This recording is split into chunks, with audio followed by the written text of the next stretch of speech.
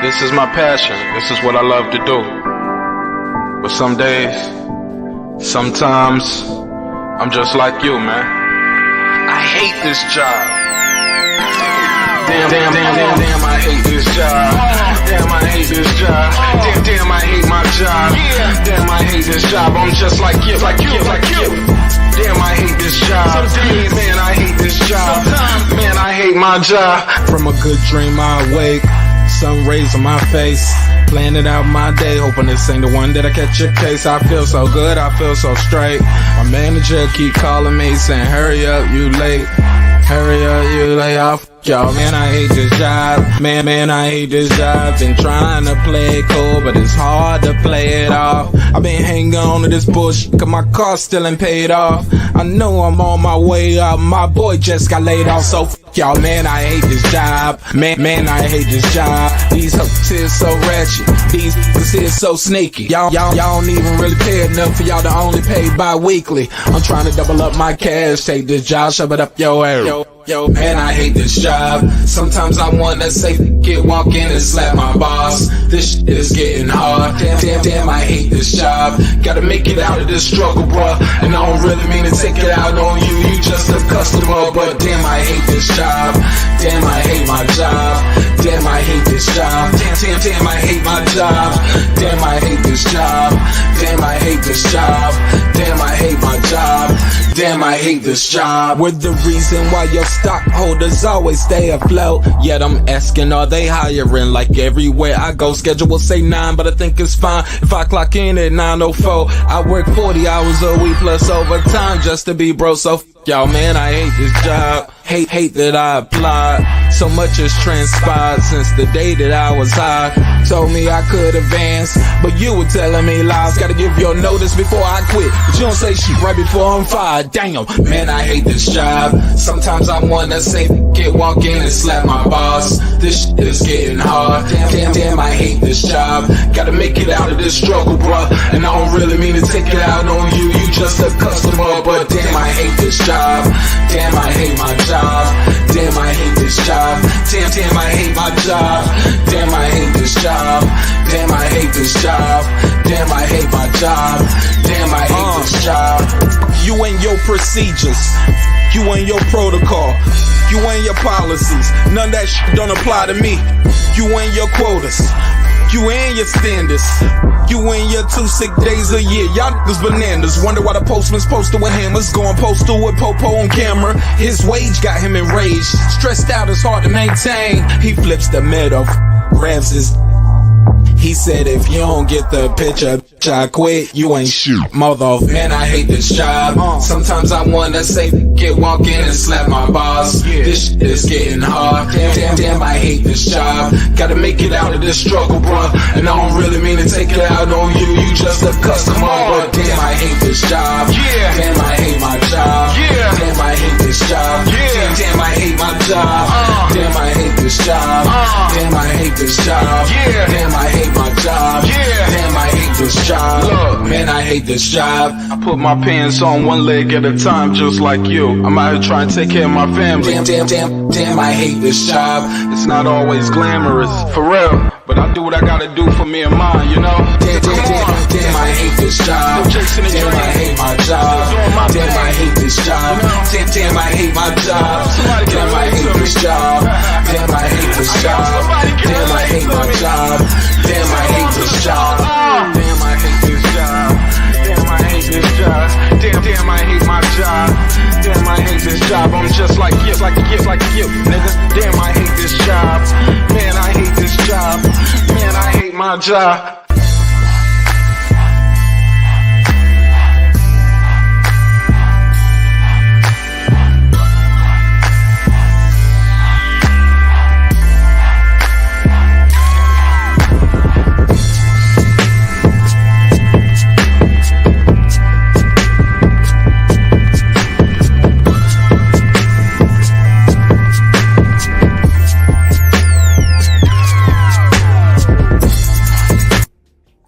The views and opinions expressed in this program are those of the speakers, commentators, experts, and or the hosts.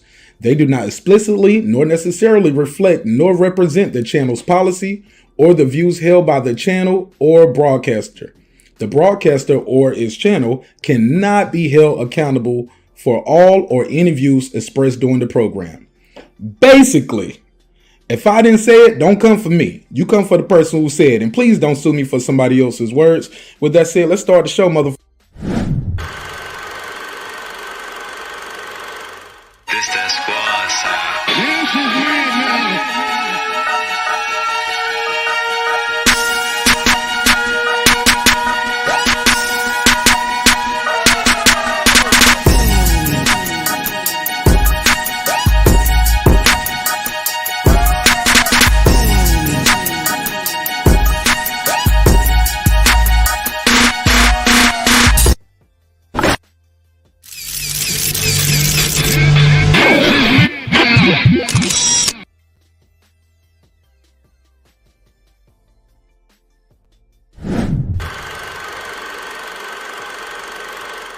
This that squad side.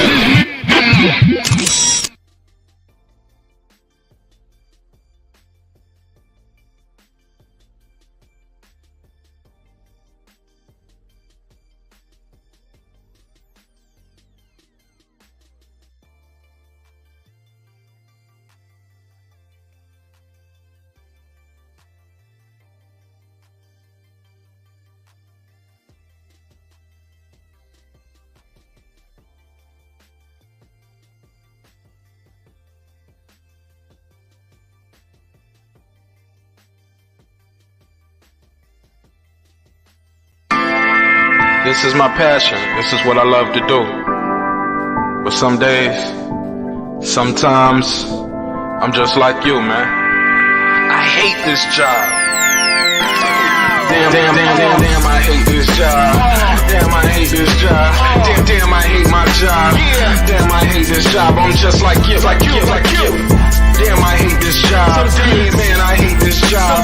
Man, I hate my job. From a good dream I wake, sun rays on my face, planning out my day, hoping this ain't the one that I catch a case. I feel so good, I feel so straight. My manager keep calling me saying, hurry up, you late.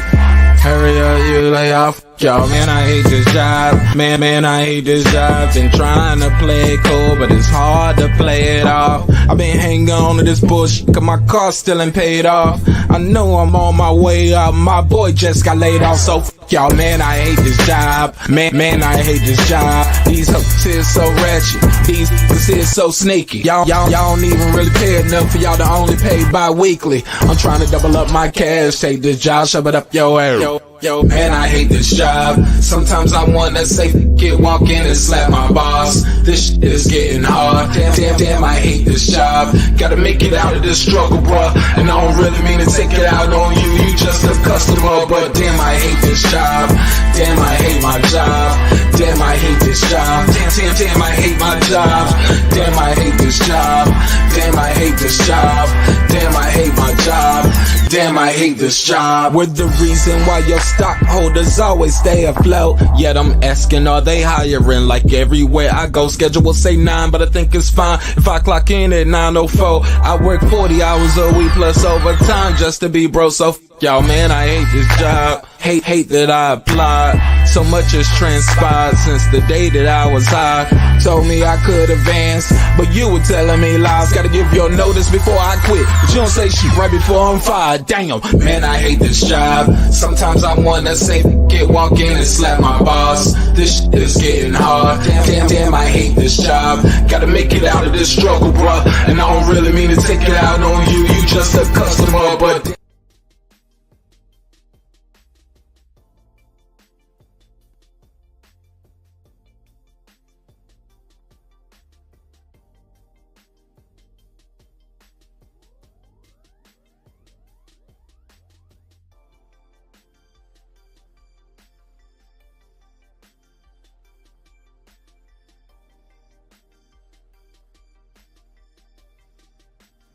Feel good to be here. Feel good to be home. How y'all feel out there?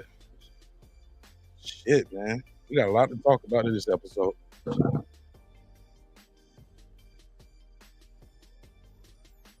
Let me see who's here early. Let me see who's here early.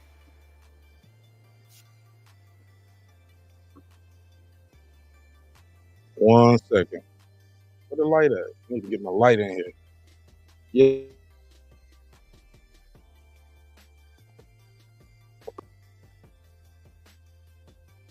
It's getting plugged back up right now in real time. But we're gonna get it right. We're gonna get it right. Like I told you, man, this is gonna be a good ass episode tonight. We talk some shit tonight. Trying to get my light on right here so y'all can see me. There we go. That's him.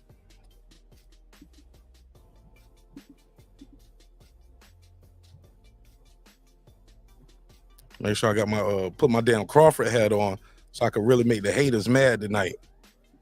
Yeah, let me rep. Had to put the hat on tonight. I had to rep tonight. All right. Let's talk about it, baby. Where we at with it? Let me take it from the top. First topic on the docket. Shout out to everybody who's here early. Let me see who's here. Lisa Bells. Damn, man, I posted on sharing this out. Lisa Bell, she never fails. What up, family? How you feel? Y'all bear with me. I'm sharing it out my damn self. Shout out to I Am Cam Edwards. I see you.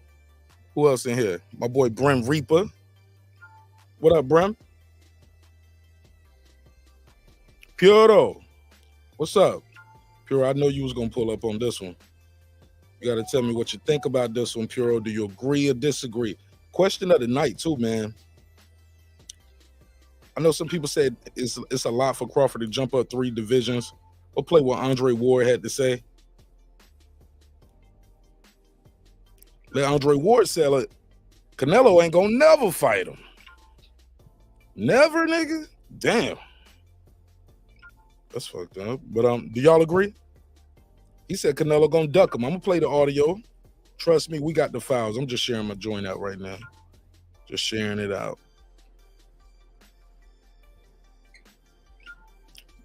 What y'all think? Shout out to my guy Irvin Mack. I see you. What up, fam? Shout out to the haters lurking in the background, too. I see you, too, nigga. Goofy ass niggas, man. Swear to God, boy. Swear to God, boy, if this was back in the day, boy. Ugh. Nigga, you? Goofy ass niggas, boy, I tell you. All right. If it ain't shared out after that, fuck it. Let's get into it. Let's get the chop in this fable. How y'all feeling, man? What's popping? What's happening? What's going on? Shout out to Irvin Matt, Cam Edwards, Brent Reap. I see you, Foodie with the beauty. Con Enigma. What up, Con? All right, let's just jump right into it. Plug this device in because we're going to need this for the audio. Our guy, Terence Bud Crawford. You see the hat? You know where we at. You know what side we on. I never hit it. Never pretended. For all the people like, oh, man, you be going with, you know what I'm saying? You be picking your favorite, man. You just a Bud guy. I never lied about it, bro. I be telling niggas, you don't know where you at? You ain't see the sign on the door? All right, let's just jump right into it. So Terence Bud Crawford. Oh, let me put my mark. All right. What's good, man? It's your man, Martin Nash. So Terence Bud Crawford is back in the news. He recently did an interview. And during this interview, Terence Crawford spoke at length about his disdain for the IBF. Don't take my word for it. We got the audio file right here. Terence Crawford said F the IBF. He went on throughout that interview. He called Boots Ennis an email champion. Kind of got his jokes off on Boots. This is kind of like the first time I heard him speak on Boots and was not playful or cordial about it. He seemed like, bro, this is whack, and you weak for that. He didn't say that, but that was the temperature of the room. Let me go to my history right here. And my guy Bud was like, yo, bro, you got 3 of the same belt, man. He said, like, you're happy being the email champion. Never heard of it. Shout out to my guy Brent Reaper for sending me this in. and let's play it.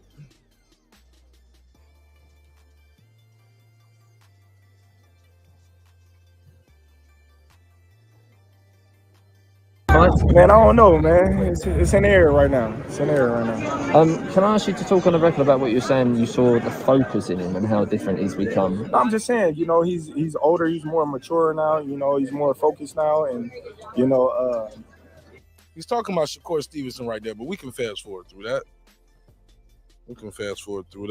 Did I get a timestamp? Nope. I'll just fast forward. I'm not mad at him, you know. I got what I needed, and Let's rewind. Here we go. Different individual because he became, you know, more mature in his body, his mind, everything. And just to ask about you, what we're hearing about the rematch with Spence. What is the latest regarding? Well, the latest is, you know, we signed and contracted to do a rematch, and that's what it is right now. Do you know when it's going to be? When we can hear? I don't got no date right now, you know, but I know that's the next fight that Terence Crawford. How long do you? You said I don't have no date, but that is the next fight Terence Crawford gonna have. So we got a rematch clause. Let's go. Think it will be before we have some news about that? I don't know. It's still up in the air, given the fact that Showtime has no longer decided to do boxing. So everything's up in the air right now with that. But nothing's been noted to me that the fight would not happen. So, you know, that's the fight. And what weight will that be at? Do you know? We don't know yet. Well, the contract say 147. So, you know, that's what it's at right now. You know, who knows? We can decide on 54 or 147. You know, right now, you know, everything's up in the air right now. To ask you that a different way, how many more fights do you think you have as a welterweight? And I don't even know. I can't even call it. You know, like I said, we're still trying to decide what we're going to do next. And can I ask how you feel about getting stripped by the IBF? You work all that time, you become the... Here we go. Let's get to it, baby. Man, fuck the IBF. Say what? I love that energy. F him. I can't even call it. You know, like I said, we still trying to decide what we're gonna do next. And can I ask how you feel about getting stripped by the IBF? You work all that time, you become the undisputed champion. Fuck the IBF. That's what I say. You know what I mean? Fuck IBF and their organization. I don't give a fuck about, you know what I mean, the IBF. They stripped me damn near 2.5 months after my title, not knowing. Yo, shout out to Terence Crawford, yo. I thought he was about to pull a Tupac, yo. I thought he was about to say, fuck the IBF as an organization, a record label, and a motherfucking group. It's Omaha till we die. Ride on him. I thought he was about to pull a straight Tupac, yo. I love the energy, though. I love the energy. Let's go. Oh, what was going to happen next? But it's cool, though. You know, I'm not mad at him, you know. I got what I needed, and that was, you know, undisputed, and the rest is history. You know, I don't care about none of that. That doesn't frustrate you just a little bit? No, not at all. Because like I said, no, you don't say fuck somebody if you ain't just as my daughter would say, wee bit, just a wee bit, Dad. Yeah, you're a wee bit frustrated. I mean, you're a wee bit frustrated, bro. Just a little bit, bro. I came into that fight looking to become undisputed. You know, I became undisputed, so there's nothing there for me to accomplish at that point in time. You know, so I did what I said I was going to do. I came, I saw, I conquered, and it's on to the next. Can I ask about the politics here? I came, saw, I conquered, F the IBF. He continues. Appreciate it doesn't seem to bother you that much, but Spence wasn't stripped in all that time. You've been a champion for a little over 3 months and they take the title away from you. It just doesn't smell right, I guess. Well, you know, it is what it is. You know, they pick and choose who they want to grant certain things to. And if they was going to do something like that, I feel like they should have stripped Spence prior to the fight, given that they knew it was a 2-fight deal going into the fight, you know. So he said, y'all knew it was a 2-fight deal going into. I'm telling you, man, I be thinking these niggas be watching the show, fam.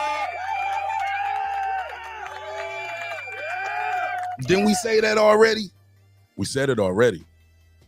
Who knows? They knew I couldn't, just get out of my contract with, Spence to fight Boots. So, it is what it is. And is it a shame for Boots to become a champion without winning it in the ring on the night? I know it's not his fault. I know. Here we go. About to let some shots off. About to fire some shots. Shots fired! Shots fired! Get ready. Let's get it. I know that's not ideal how he wanted to win it. I know he's disappointed that he couldn't win it from a champion and whatnot, and it's disappointing for him. But if I was him, I'd just tell him, like, I want to fight for it. Like, I'd rather fight the number 3 guy. If I couldn't get the other guy, don't send me a belt in the mail. But it just seemed like, everybody cool with being email champions now and whatnot, just to be called world champion. He got 3 belts. He got like 2 intern belts, and now they're gonna send him another belt. He's gonna have 3 of the same belts, and it's like, come on, man, you walking around with 3 of the same belts, man. Like, I don't know. He waited. He said, I don't know. You walk around with 3 of the same belts, fam. Y'all think is this some shots fired? Shots fired! Shots fired! I don't know. A long time. I can't knock him because I was in that position once before, waiting my time, trying to fight Spence and, trying to get these big opportunities to get these guys in the ring with me. And I understand his frustration. I've been on the other side of the stick before. So, I know it's, it's frustrating that he can't get those fights, but, it's part of the game. You've just been talking about Shakur being your successor on a pound for pound list one day. Is Boots your successor at the top of the welterweight division one day? When one day in the future? Oh yeah, in the future, yeah, definitely. When Terence Crawford lead the division, but right now Terence Crawford is, the. Come on, bro. See, people be like, yo, Martinez, you just being a little messy, bro. You just being a little messy. He ain't mean it like that. You ain't hear what he said? Is he the he said, yeah, I mean, while I'm here, he can be number 2 or something, but I'm numero uno. That he can't get those fights, but it's part of the game. You've just been talking about Shakur being your successor on a pound for pound list one day. Is Boots your successor at the top of the welterweight division one day? One day in the future. Oh yeah, in the future, yeah, definitely. When Terence Crawford lead the division, but right now Terence Crawford is, the ultimate, of all ultimates, in the division. How good is he going to be? He said, I'm the ultimate of all ultimates. Bro, he talking that shit. Let's go. How good is Boots going to be? We don't know, hey, the future tell it all. We might see, how good somebody is today, and tomorrow, it might not look so good. So, he got a bright future. He's talented. These some subtle shots, man. I don't care what nobody say. These some subtle shots. Whatever. He's crafty, got a lot of skills, and, only time will tell. And can I just ask how much respect you've got for Spence taking that rematch? He was on a one-sided beating, and he wants to fight you again. That takes some balls, doesn't it? Well, that just tells the championship mentality that he has. He lost a grueling fight, and he feel as if, it just wasn't his night that night. And, he want to prove the world that on a rematch that he can defeat me. So, I take my hat off to him, and, it was always respect from the jump. That's fantastic. Thank you. Thanks. Another guy that's waited a long time for a big fight is Demetrius Andrade. Yeah, he talking about himself in third person, LaJessica and Brim. Yeah, he definitely calling himself in third person. Let's play some more of this. Do you think he's a lot better than people think? I'm gonna drop the link out there too. For sure. It's disappointing. Like I said, he's another fighter that, being railroaded by politics in the sport of boxing, that never was given his opportunity to show how great he is, and hopefully he can do it come, fight night with Benavidez. But, that's a big task to tackle, given the fact that everybody, already matching Benavidez and Canelo against each other. And if it's a close fight, it's more money in Benavidez Canelo than Andrade and Canelo. So, damn, Bud saying if it's a close fight, Boo Boo might not get the nod. Damn. if it's a close fight, Boo Boo might not get a nod because so many people are already putting Benavidez against Canelo. Damn. All right. But we can table it right there. Let's focus on that part. Terence Crawford says F the IBF. Is he right?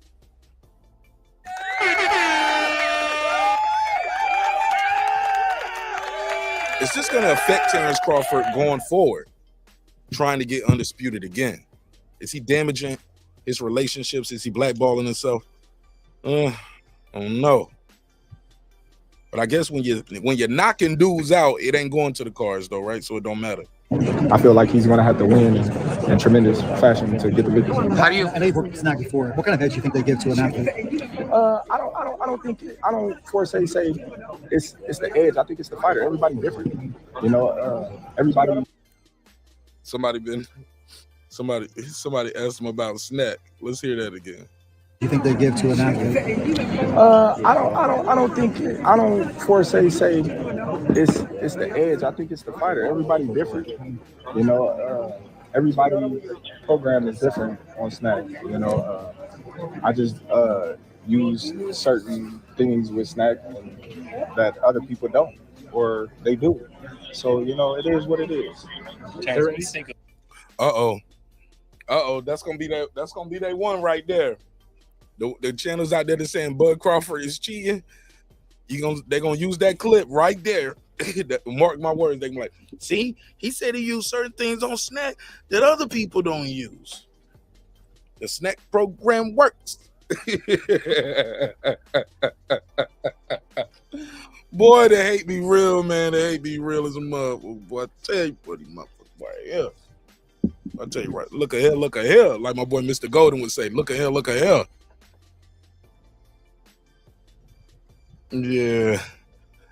Terrence Bailey said it sounds suspicious. Terrence Bailey gonna put a case on it. All right, let's play some more. Canelo kind of ruling out the fight against you. All right, he was getting a lot of backlash on his fight with Charlo.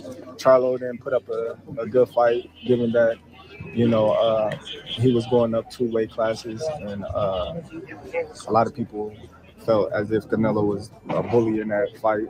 But I just think that Charlo just went in there and just tried to get a payday. He didn't even go in there with the mindset of winning. He just went in the Man, I'm telling you, they say Bud don't be talking. He talking now. Ever since he left Top Rank, he ain't shut up yet. That man been talking and still whooping ass. All right, let's play some more. Mindset of not getting stopped. So has the Canelo fight, realistically left your mind once he said he's not interested, or you still pursuing it? Not at all. I think business talk. With the right business come across the table, it'll happen. When we talked to you before the Spence fight, you were kind of like 68. Like, that's kind of crazy. That's too much. What changed since the Spence fight that made you go, no, I can go to 68? Man, I just be talking, you know what I mean? I just be talking, man. Canelo a big dude, you know what I mean? But at the same time, I believe in my abilities. He's a heavy dude, but he's not a big guy. Like, he's 5'8", I'm 5'8", you know what I mean? My arm's longer than his, so that fight would be good, you know what I mean? What's the status on the rematch between you and Errol Spence? And if so, man, you wasn't here earlier. Yeah, I know. I got it. See, look at Bud checking the report. Man, you weren't here earlier. You would have got it. I've already answered that. Why do you think Canelo, is it a case? He was making excuses. I was over there interviewing Bomac.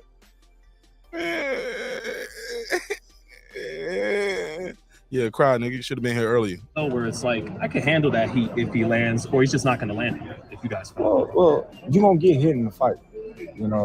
That's one thing we all know. And I believe in my abilities, and I believe in myself that I can handle anything that any fighter brings at me or throw at me. I gotta be able to believe in myself if I'm gonna get in the ring with you. I can't go in the ring thinking, oh man, if this guy hit me, he's gonna knock me out, or if this guy hit me, he's gonna break my ribs. So, I wouldn't even entertain a fight if I felt like, that'd be a fight where I couldn't hold up if I was getting punched on or anything. Now, you know, if he was talking about Deontay Wilder or something, like, Just man, that dude better not hit me. Yeah, so Thank you, because a lot of people was trying to use a lot. They were very hyperbolic with Crawford. They were saying, "Well, y'all Bud Crawford fans want him to fight Deontay Wilder and Tyson Fury." I'm like, no, bro. Canelo is the same height. He has longer arms. Canelo didn't start off at 168. You get what I'm saying? Then granted, he is used to getting hit by bigger guys, but I believe in Crawford, man. Let's get it. What is your opinion about like the heavyweights like Wilder, Joshua? They will share like main card over Middle East. What do you think about that? Man, that's good. That's good. You know, those guys going over there, and you know, the Middle Eastern guys is putting on a hell of a shows. You know, they making it a big event, and I think that they showing us in the United States, you know, a blueprint of the type of event that we should be doing surrounded by boxing. You know, when you go and you look at the event on TV, and when you see how, you know, the fight is choreographed outside and the lights and, you know, just, you know, everything that's surrounding it, you just get like, wow, you know, you appreciate it. But then when you come to a fight in America, it's just like, all right, well, you're getting these two guys fighting, and that's what you guys getting. He's right. He's right. Now, how many times we don't talk about that over here, family? We talk about the spectacle of these events. You don't have to like the Triller app and what they were doing, but you got to respect the production. The production level was magnifique, A1, right? Who else had great production? The KSI cars, right? The what's it called? Misfits. The things they were doing with Misfits. Jerry was talking about it. Jerry was like, man, we need to bring midget boxing in here. Do something. We better do. I was like, Jerry said he wanted to see midgets. He wanted to see, little people. He wanted to see little people box. He said he wanted to see, what else Jerry said? He said, bring some tag team in it. I remember I saw the performances. That's one thing I think boxing would really benefit from, is having these performances. Hold on, let me plug this device up while we play some more of this. But Terence Crawford is right. The lights, the fireworks, the whole spectacle of the event. It's a beautiful event. It looks amazing. You feel like you're getting your money worth when you're there, and even watching it, you're like, damn, they got a little baby up here performing. Okay, fuck it. I remember when Canelo came out. Matter of fact, that's probably the most entertainment you get at a boxing match outside of the actual fight itself. It's the ring walk. Like, who he gonna come out to? Who gonna walk him out? And that shit don't got so redundant now. You know what I'm saying? Got to add a little more to it. But Crawford is right, man. Trust me, I'm not one of those guys going to tell you Terence Crawford is right when he's wrong just to say, I support him. Nah, he's right. You know, so I think it's great for us. You know, with all the politics that you went through from all the different promotion companies stuff, you kind of led the pack of like doing it your way. Shakur is obviously underneath your wing, and there's obviously promotional things from like maybe if he wants a Tank fight or a Devin fight. What does those conversations go like when you talk to Shakur about making those fights that, you know, took you forever that you finally achieved? Well, I just tell him it take time. It take time to make those type of fights, especially when you guys are on two different playing fields. You know, one top rank, one, you know, signed with Al Heyman, and they not doing business right now. So you just gotta be smart and let everything pan out and play out how it's gonna do, and everything else is following suit. Hey, Terry, next week we have a big fight between Andre and Benavidez, man. Who you got now? Damn. Where you been at, man? This nigga go back. This nigga miss. But like, man, where you been, bro? You asking all the questions that I already answered. Get your ass up out of here. I ain't. Get one of these niggas footage. Tell one of them to play it for you. I ain't playing it again. Keep asking me on it. Come on, man. Tyson Fury versus Alexander Usyk is the fight that the boxing needs at this moment. You said Tyson Fury and Alexander Usyk is the fight that boxing needs? Yeah. I wouldn't say it's the fight that boxing needs, given the fact that Tyson Fury has a very large name, and, you know, not too many people follow Usyk, but Usyk is a very talented fighter, and I feel like that's the fight that the heavyweight division needs to solidify one undisputed champion. And I feel like, you know, the fight that boxing needs is the fights that's going to make the most sense and the fight that the fans want to see. I think that's what the fights that boxing needs right now. Given all the stuff with the sanctioning bodies, you know, the stripping you, have you ever thought about just saying, you know what, I'm not paying any more sanctioning fees going forward? I'm done with I look at the sanction bodies and stuff like that. You know, it is what it is. It's a business. Everybody got to make a business. I mean, everybody got to eat. You know, I'm not, you know, opposed to, you know, them eating. It's just how they eat. Like, you know, you take a percentage for these fighters and they fighting for their life. You know, I feel like as if, you know, we should get a bonus for winning the championship. Like, where in any other sport in the world do they have to pay to be champion? You know, that's unheard of. You know, it's normally you get a bonus when you win. Like, so I'm against it, but you know, it's been around so long that us fighters coming up, we want to be champions so long, so bad that it just go over our head until we get to a certain position in the sport where, you know, it matters. That 3% matters, you know. Do you care about winning a title in the fourth weight class? Well, it's history. It's history, but like I always say, you know, the champion makes the title. You know, you got a lot of champions out here that people don't even know. You know, so it's not about the belt; it's about the champion that's holding the belt. Would you be more interested in Zoo at 54 since you ruled Charlo out after that performance with Canelo? Well, Charlo still got 3 belts.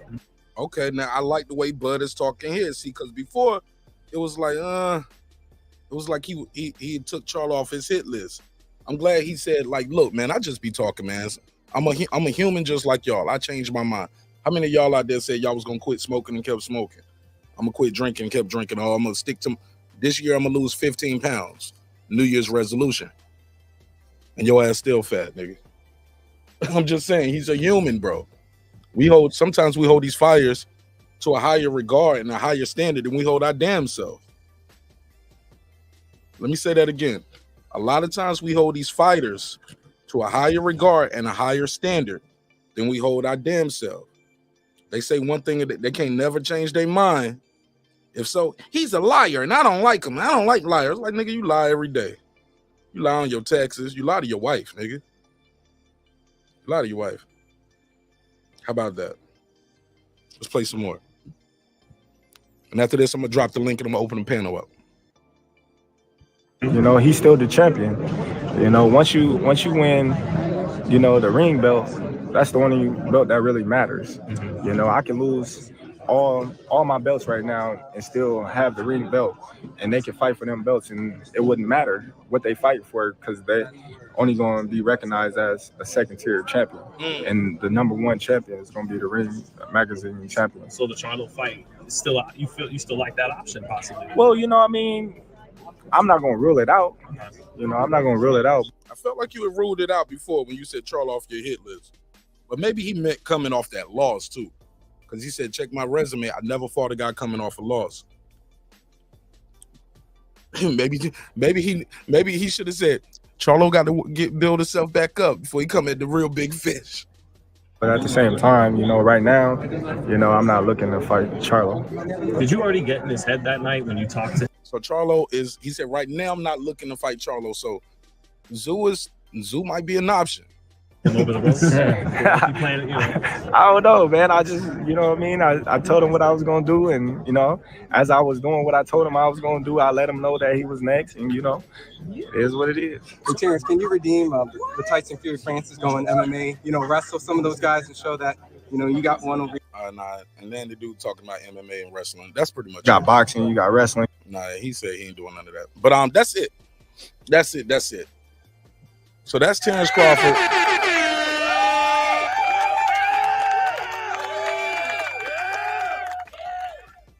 Saying F the IBF and giving us his thoughts on other things in the sport of boxing. Wow.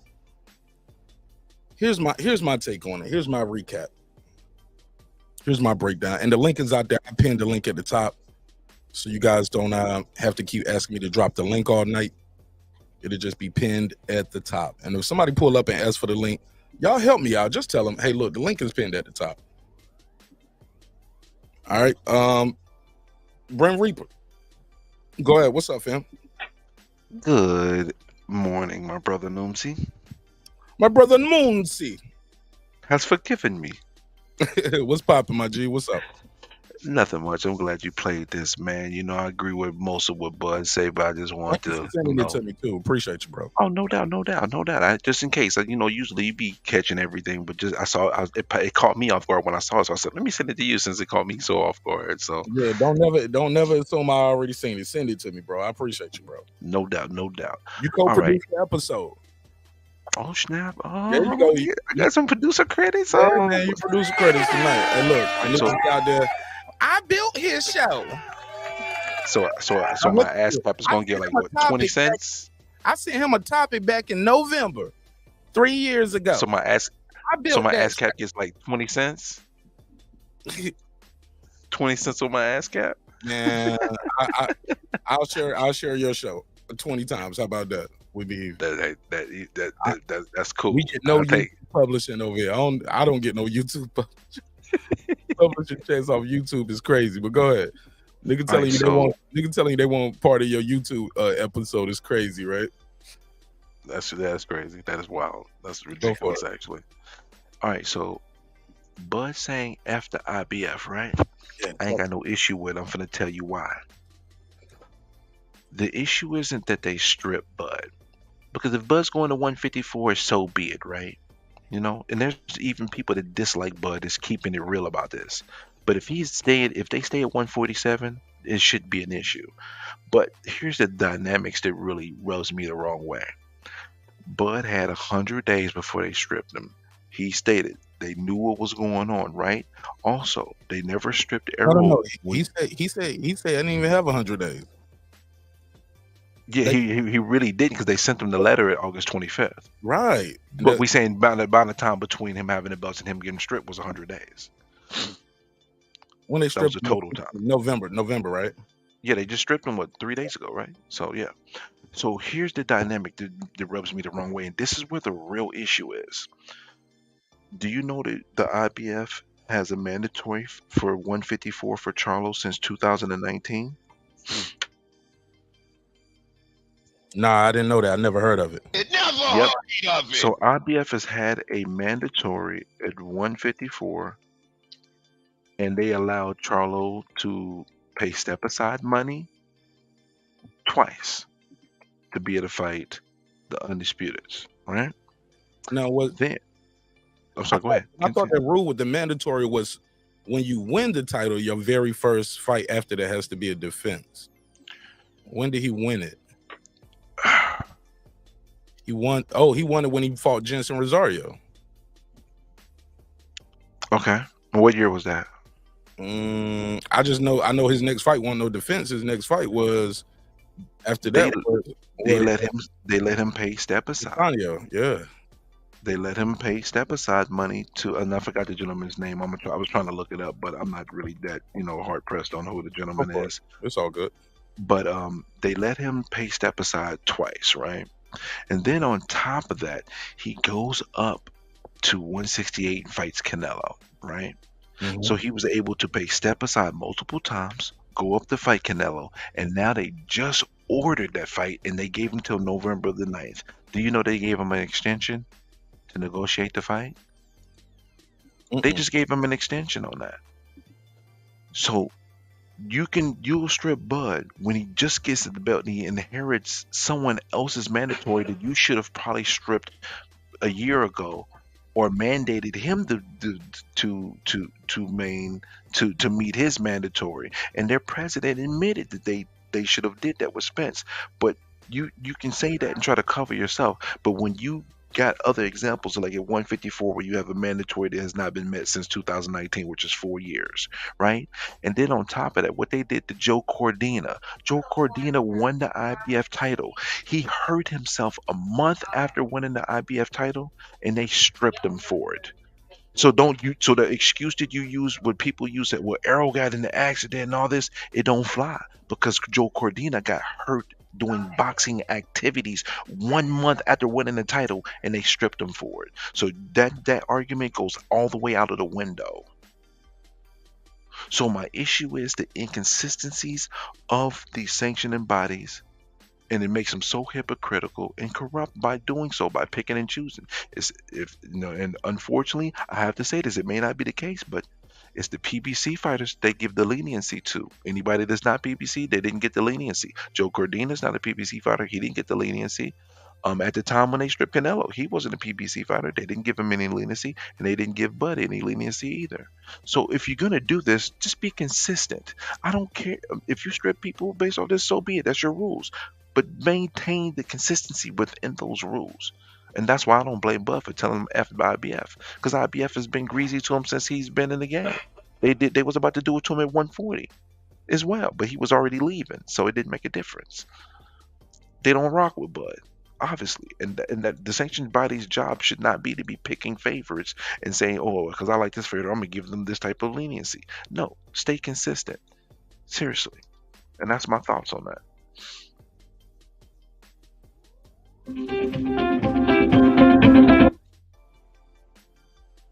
410, you got the flow. Tell me your name, where you from, family. What's up, Mark? It's Jerry. Jerry the Terror Tasker from BMO. Silence. Silence. Silence. Silence. There he is. Talk to me, Jerry. You gotta love Bud Crawford. I mean, it seems like the powers that be don't love him for some reason. I agree with what Grim was saying there, that very inconsistent, and then the writing's on the wall. They allow some guys to get away with murder and stuff with the title, and then other guys, they don't. It's kind of unfair. It's unfair what they did to Bud. But what I love about Bud is he's a real Nicaraguan, if you will.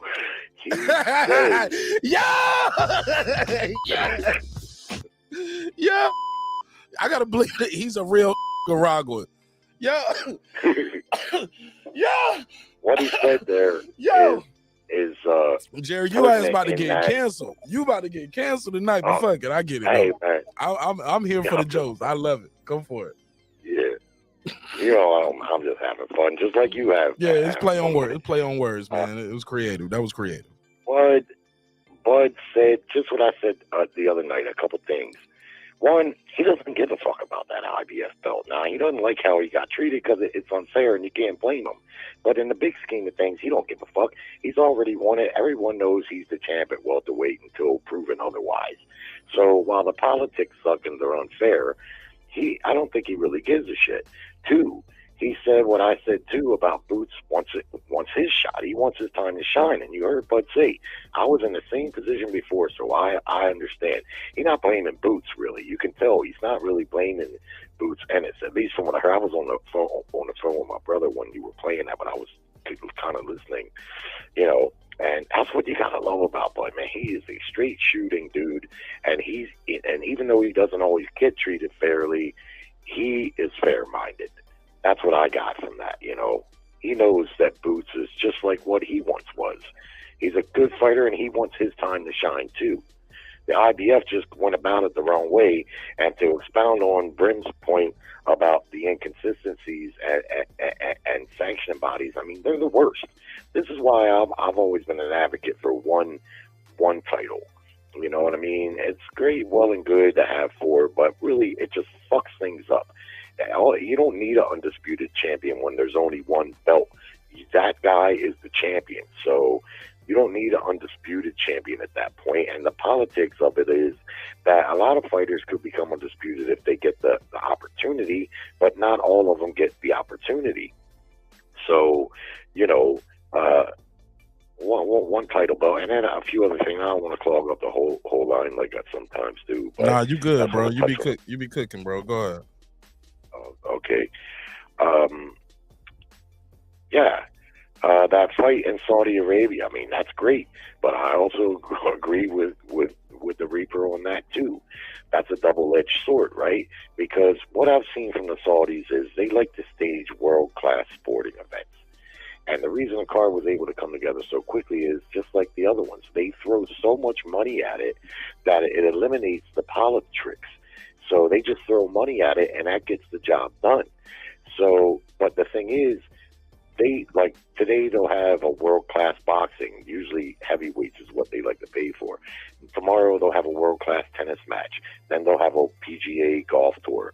You know, they'd like to finance these world-class events, and they got all the money in the world. But they're not going to be the savior of boxing in a blue-collar sense. They're not going to put the cards together that build a Deontay Wilder or build Shakur Stevenson. You know, they want to do the top-end events. Now, that can work out well. It'll help us get to see the fights we want to see, because it may facilitate this Wilder-Joshua fight, and that's great. But I hear other people saying these fighters need to go over there and get that money. Well, of course they do, but they're not just buying any old blue-collar fight. They're buying the high-end events that they want to see, and they're overpaying for them. And while that works out good for the participants, they're not in it to make money. They're swimming in money. Boxing is incredibly hard to make money in, especially now. So that's no investment for them. They just got the money that they want to put on these world-class events, and they can throw all the money at it to get it done and get it done easy.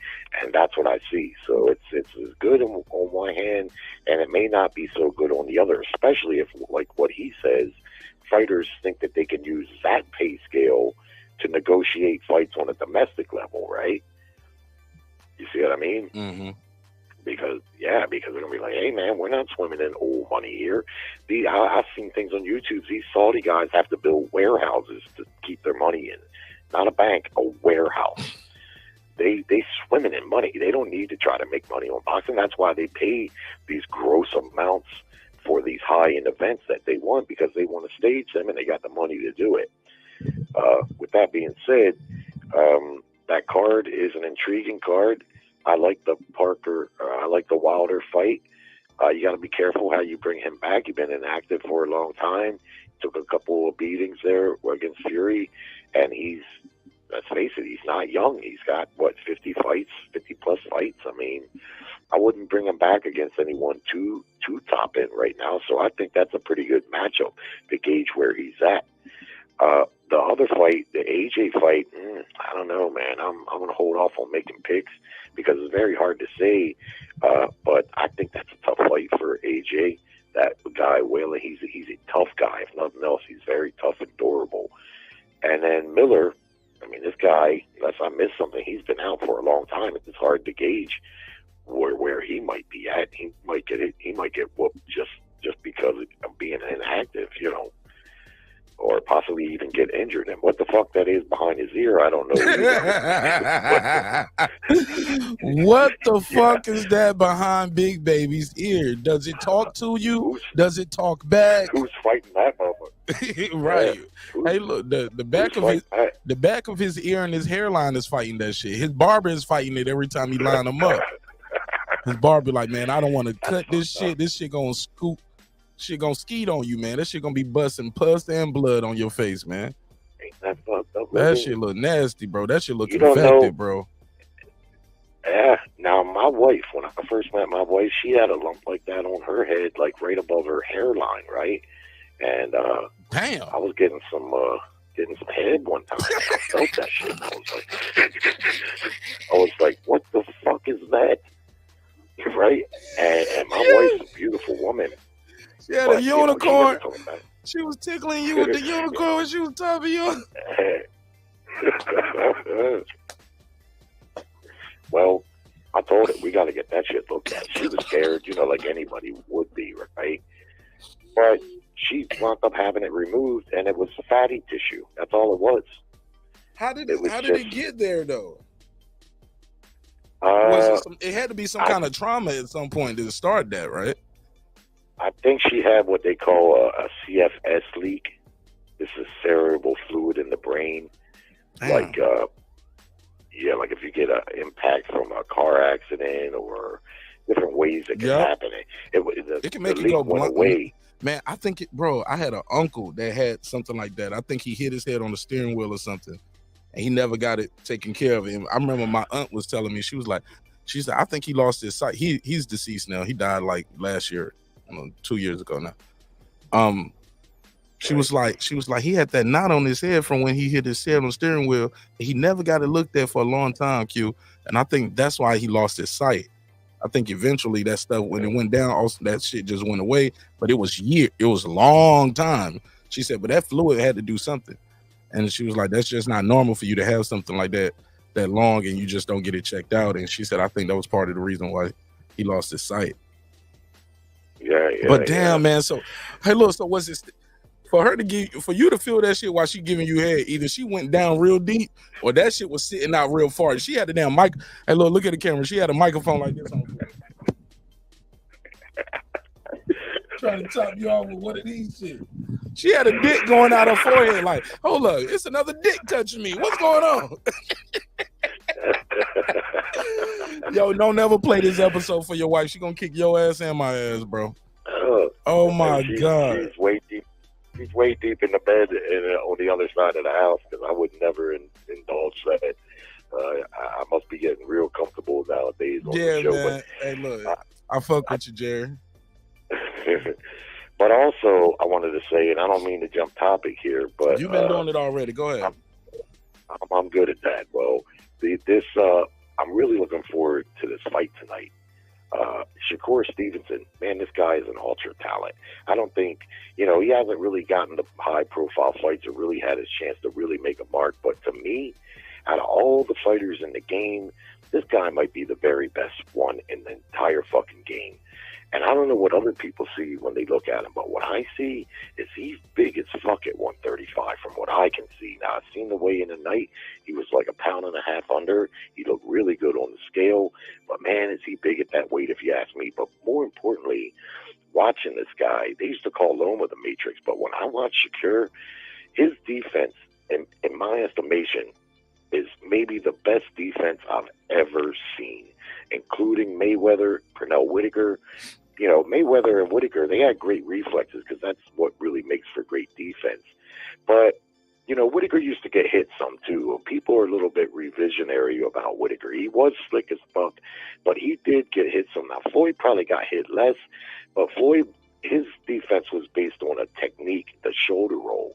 And he had good eyes and great reflexes, but he'd get behind his shoulder and he was watching real intently what you do. And his experience, he kind of knew how the punches were going to come.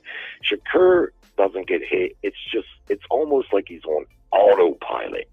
It's incredibly fucking hard to hit this guy. And he's lightning quick, and he's a very sharp fighter. Very, very sharp.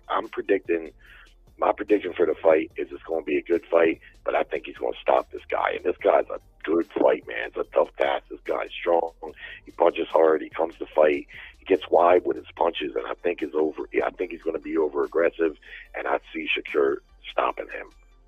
Because while people might not think he has power, just like Devin Haney, he can knock you the fuck out. I mean, he's not a one-punch power guy. Very few fighters are.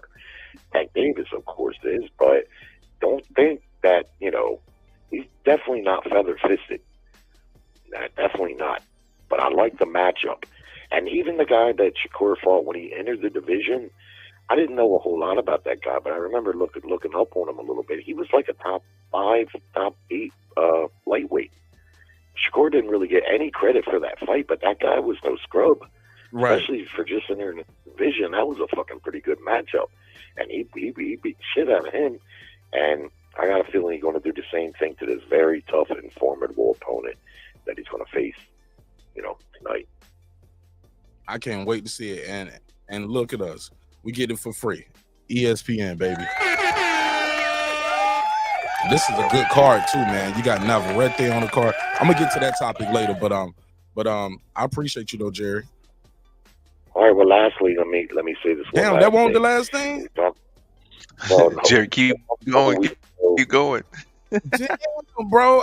Look, somewhere my nigga Doug right side listening, like he ain't said nothing to the white man. White man long-winded as a motherfucker. He loses his talked a mind couple somewhere. weeks Well, ago- go ahead, Jared. Wrap it up, man, after this. About little people boxing and Oh, yeah. well, that's the conversation we had. Yeah, another thing that I'd love to see in boxing, which should have been, in my estimation, this should have happened a long time ago, is 15% of the purse for any top 10 matchup or title fight should be put aside to the winner.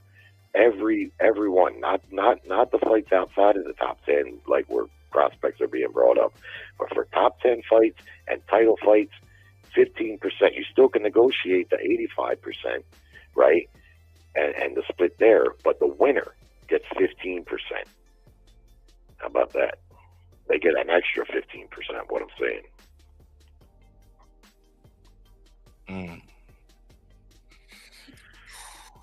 mean, you got to figure, man. That's not going to be chump change. You know what I mean? Especially if you're taking a hit on the percentage, because the other guy's the clear A side, he getting the big chunk of the $1 million 85%. But if it's $1 million purse, take out $150,000. Yeah. Mark and Jerry. Side to the winner. I don't know about that. Hey, Jerry. Hey, Jerry, you know what the problem with that is? It's good in theory, but there's not enough structure in boxing to pull something like that off on a consistent basis. True that.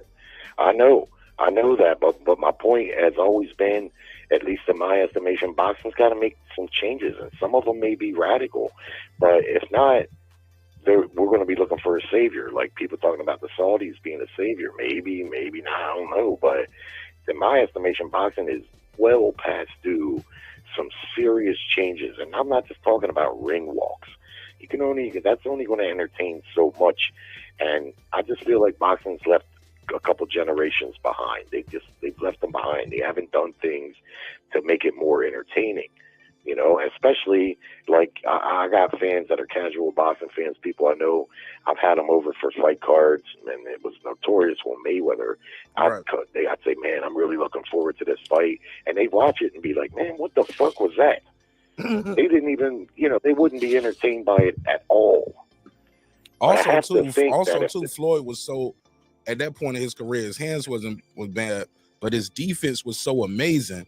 He would be able to touch and go, grab, spin, hit them dudes when he wanted to, play around, and nobody just looked like he was supposed to be in the ring with him after a while. You get what I'm saying? The higher he got in level, the easier the fight started looking. Like the Pacquiao fight was such an easy fight. The Canelo fight, Canelo barely could hit him. Shane Mosley got 2 punches off in 1 round. Never happened again the rest of the fight. Like, he was just light years ahead of these dudes. I know, and for hardcore fans like you and I and Rim, we can appreciate that. Oh, I loved every bit of it. I loved every bit of it. I gotta say, you watching the master at work. I was like, you watching guy, so I liked it. You was watching a master at work. And it was like, you can't say he was running. You can't say he was running. He'll get right up in that motherfucking boy and stand like this. Come on, pivot. I mean, that motherfucker was roll, pow. That nigga was do the pull, counter, then duck under a shot. Oh my God, man. This kid was doing everything. This kid could do everything. That kid was good, man. That kid was good, man. I gotta say, though, for me, and everyone knows there's a distinct difference between Pretty Boy Floyd and Money Mayweather. Pretty Boy Floyd was exciting. Money Mayweather, to me, was indulgent from a pure hardcore boxing fan, because I could see the genius there, but I can't say it was always exciting. And the Pacquiao fight was a culmination of that. I mean, tons of people. Let me tell you why I was excited to me, bro. Because when you watch those replays, you'll see the guy missing him by this much, Jerry. Yeah. That's what was exciting, because one punch can change it all. And all these dudes he was fighting was punchers. These were knockout guys that we seen with their work, what they did to dudes. They was one hitter quitter. They could put you out with it one shot. At that level, all those dudes, we seen them knock dudes out, and he making them miss by this much. No question about it. But I understood why. And he doing it all night, every night, round after round, fight after fight. And you know how many guys get comfortable, Jerry, with getting the money? We see. Look at Andy Ruiz. Got that one big ass payday. Lost his fucking mind. Nigga went and got his body done and shit. Got his eyebrows laser. Got veneers. Got a damn ass tramp stamp tattoo. The whole fucking nine. Nigga, you know what I'm saying? Nigga got Viva La Mejio Cambrones on his ass cheeks, man. He doing too much. You know what I'm saying?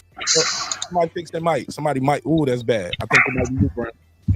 Or it's Jerry. Imagine how Ruiz is feeling. Jerry on the landline, right so it ain't him. He's been trying to get this fight with Wilder, pricing himself out really, and now Parker steps in there for this. Probably going to be a nice payday for Parker over there in Saudi Arabia, and Andy is sitting over there fucking. Yeah, it's like he ain't even on the card fighting nobody. No. You couldn't get the Frank Sanchez fight. No, see Andy Ruiz, man, got that one payday, bro.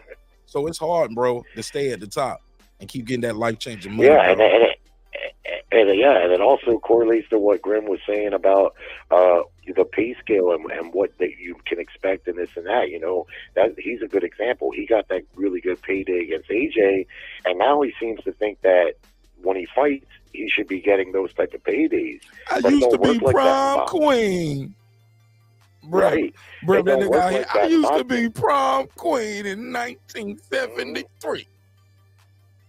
It seems like it should. It seems like, well, I got this in my last fight, so my next fight, but that's in, maybe in the working class world, it don't even work like that. But in boxing, it's about the matchup. If the next fight ain't got that money on it, it don't matter what you got against that. You got that because that guy was a big star.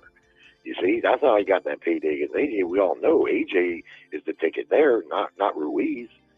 So he better be grateful for that money that he did get, and he better let himself know that moving forward, he ain't gonna get money like that, just for any old fight.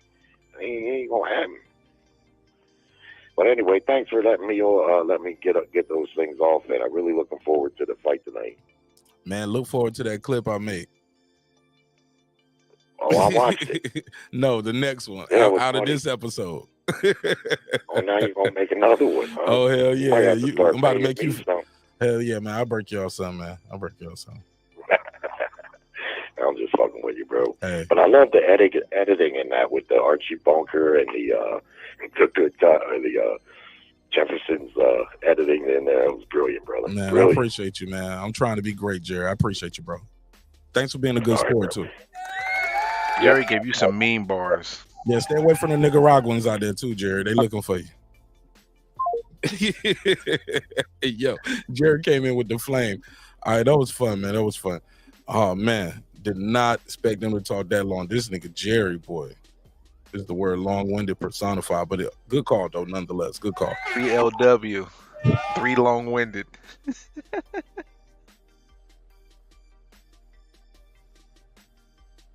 All right, so let's go into this next clip. Brim, you got anything left to say on Crawford and the IBF? Nah, man, keep rocking, bro. Oh, before I do that, let me see what my girl Foodie with the beauty got to say. What up, Foodie? What up, Mark? How you doing, fam? What up, Brown? How you doing? Don't be up here acting like a real Nicaraguan. That was a good bar. That was bars. That was good. I'm gonna use that. That was creative, man. Y'all acting like some real Nicaraguans up in here. Mm-hmm, man. Oh man, but somebody gonna be, and he a black man and he laughed. He a cone. Nigga, whatever. I mean, they all hypocrites anyway. We can all point out some dumb shit they said. Anybody who's pointing one finger at you, don't say nigga 40 times today. Go ahead. All right. What you think about Crawford saying F the IBF as an organization, a record label, a crew, a staff? He went off. What you think? I agree with him. I'm glad that he spoke up on it. Sometimes it's not a bad thing to be following, what your fans are following, and kind of show them that you're paying attention to the same things that they're concerned about. You can't fucking desecrate his name any more than it was all the way up into the Spence fight. So what the fuck does he have to lose now? He's like, what, 2-3 fights away from being out of boxing, maybe. I mean, we just never know how it's going to play out. You may say that now, it may change tomorrow. But I agree with him, shit. And as far as I think what was Jerry saying about 15% needs to be taken off of each fighter. Is that what he said? No. He said out the off the whole entire purse, and the winner gets that right there. Nah. Well, actually, he never said what goes with there, but I think he said, yeah, take 15% off the top, and then like that 85%. So basically, I guess the purse was just raised in. So if the purse was $1 million, he wants to take out $150,000, and that extra goes towards the winner, like a bonus. Well, it wouldn't be extra if you're taking out. I mean, how would it be extra? So we're not negotiating the. Let's say it was $1 million. So you'd have to negotiate like $1.1 million. That's what I was about to say. That's all they're gonna do. They're just gonna raise it up. They're gonna raise the purse to $1.5 million. Right. Well, I mean, 100, 1.2, like 1.2, 1.15, 1.15, 1.2, whatever. Yeah, like Well, the thing about that is like instead of taking it out of the fighters' purse because they're doing all the work, why not just take some of that out of the money that you would have to pay to the sanctioning bodies? They need to get involved in this shit because they're part of the problem. So that's the only way to be part of the solution if you're putting away towards the people that you're taxing for no fucking reason. Because more and more being the champion in this day and age means less and less because of y'all just sitting up there and doing whatever the fuck y'all want to do to whoever you want to do, whenever you want to do it, like Crawford said. So if you're going to play a dirty game like that, then we need to just be able to decipher how much, some of that money needs to go towards, retirement for the boxers who are, like the journeymen and people that are getting socked in the head for a living. And, like the people who help build the careers of people who are, get up to where they're getting, all of these low level fights that people fight before they become a name. These are real people with real bills to pay. And then even if it's not just them, but just like, like I said, towards retirement, because there's no pension in boxing. And these people, this is not a game. This is real. Boxing is not a game. So that's how I feel about that. You know what's interesting you said about Foodie? I was listening to an interview with a gentleman who's a promoter, boxing promoter, but he's on a smaller end, and the sacrifices they have to make too. He's like, last weekend I lost $10,000 on this last event, but at the end of the day, my goal is to help get those fighters to where they are. Now, if I get recouped, that's my goal, but I got to get them to that level so I can. So a lot of these promoters are making sacrifices too, especially the lower end ones, and some of those guys are not making as much money as we think they are.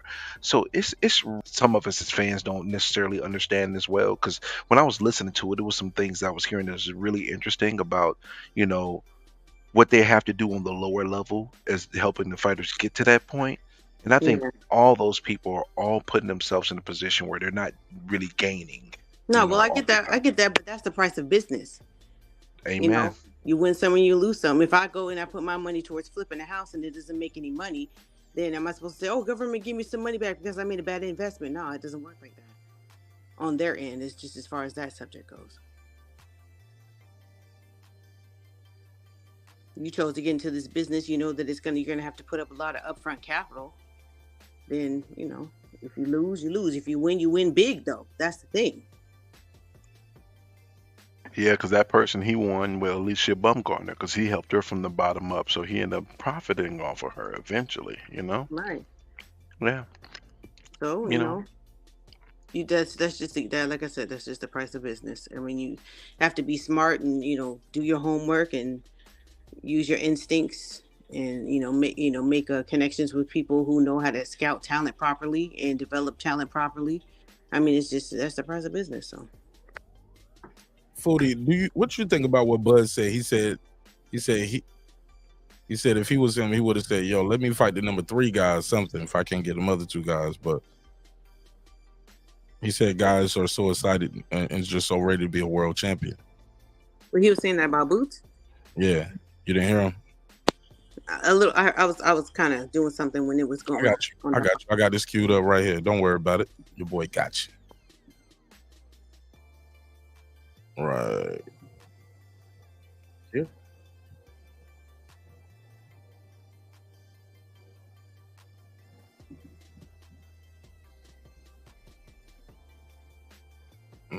Let me go back. I gotta go back again. Here we go. If I was him, I'd just tell him like I want to fight for it. Like I'd rather fight the number 3 guy.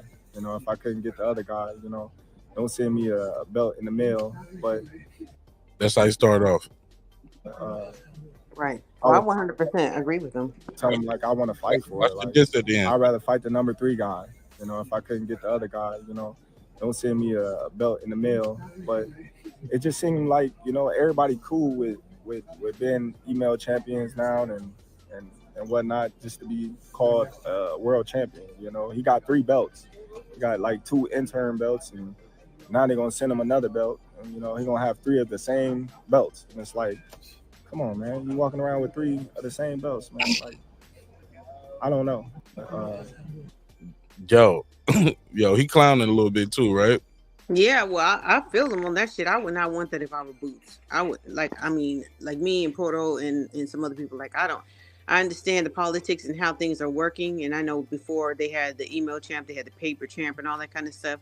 But a lot of those dudes were still really, you know, fighting more and working harder in general. Nowadays, it's like, let me just sit back and kind of do the least and play the game and do the dance and jump from, you know, this route to that route, and maybe it might work out in my favor. Like, it's a lot of finagling, a lot of fucking shenanigans going on, I feel like. So if you're happy with that, that's not going to bring you no legacy, and it really ain't going to bring you no money at 147 for sure. I don't know. I mean, it's up in the air as to what boost shit. I would rather move up and fight some better competition at 154, because 154 is looking good, especially if Crawford and Spence move up there. I'll be like, fuck 147. And he big as shit. Boots is like a middleweight anyway, naturally. So I wouldn't be with the fucking email championship if I were him. All right. Brim, you got anything else on this, or if I go to the next topic?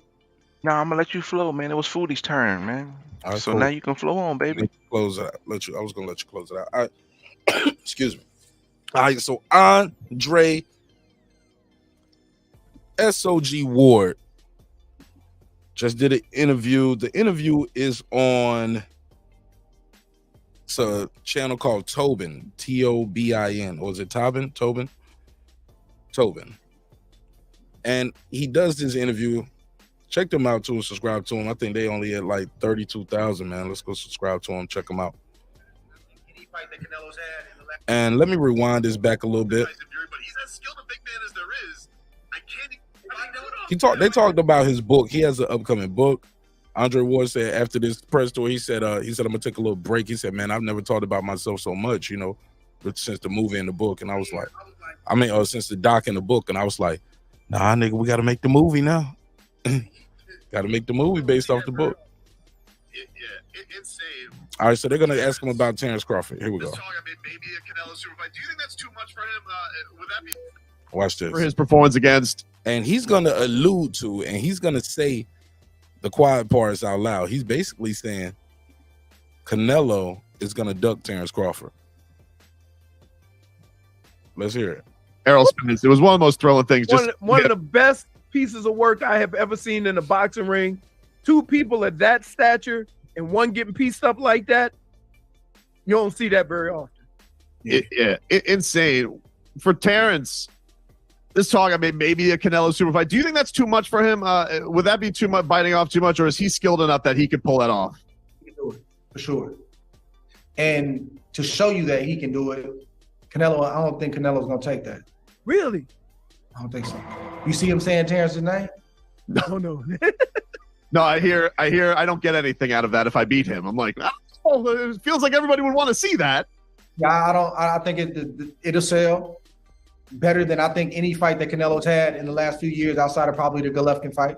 I don't think Canelo's gonna want to do that. And I talked to T, man. I talked to Terence. I said, bro, you getting to that point, bro, where you might be time to do that Andre Ward on him. And just step away. Go. Bro, because at the end of the day, like 2-time undisputed, he could become 3-time undisputed if he fights Canelo. That's another feat in history. Terence is a businessman. He doesn't get a lot of credit for being a businessman. He's doing big business in Omaha and other places in the world. he can walk away on his own terms. If you don't have a Canelo situation, what else makes sense? You know what I hate? I hate that the champ. All right, let's pause it right there. What do you think about what he said right there, Foodie? We'll pause it right there, and we'll come back with some more commentary after we play the other clip. But give me your take on that first part. I agree with them because if we can't even get Canelo to fight Benavidez, who's in his weight division, then how are we gonna get the Bud Crawford Canelo fight? If Canelo makes all the decisions, he's the money maker. He makes all the decisions, even though Bud is, he's a money maker in his own right, but he ain't on Canelo's level. And I'm not really trying to compare him on that financial level, but it is what it is. So, I mean, I've always been the one to say I want to see that fucking fight because of the skill level that both of them possess. And Canelo is not invincible. Neither is Bud. But I think that would be a great fucking fight, period, win, lose, or draw. So I'm not the one who'd be like, oh, he'll lose. Oh, I don't give a fuck about that shit. We want to see good fights, and I think it would be a great matchup. Before I go to Brim, I'm going to give you a little pushback on that, Foodie. According to Andre Ward and what he said, I believe it'll be Canelo's biggest fight outside of Golovkin. It'll sell more than all the other fights outside of Golovkin. Do you agree with that as well? Yeah, I'd agree with that. I can't think of anybody else right now that he could fight that generate more money, especially right now. No. Mm-hmm. Who are you thinking? Benavidez? Absolutely not. I'm trying to think. What do you got? Especially if he's going to stay at 168. Who else at 168 could he fight to generate? I mean, he's already undisputed. He's fought the belt. He's taken all the belts. So who else? I don't know, Brim. What you think? What you think of what Andre Ward said? Fish your mic for me. Fish your mic. It's moving around. Oh, that's bad. Ooh, we got to mute your mic, bro. We got to mute your mic for a second. Fix that for me.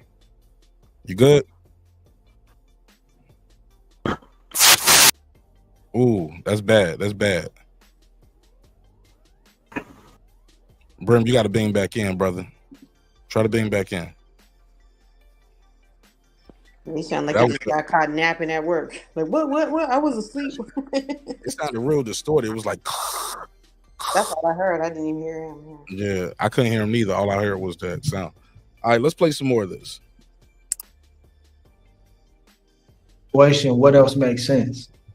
In Omaha and other places. Hold on, everyone. Yeah, I think it'll sell better than I think any fight that Canelo's had in the last few years outside of probably the Golovkin fight. I don't think Canelo's gonna want to do that. And I talked to T, man. I talked to Terence and I said, bro, you getting to that point, bro, where you might be time to do that Andre Ward on him. And just step away. Go. And he's throwing the deuces up, like as in walk away.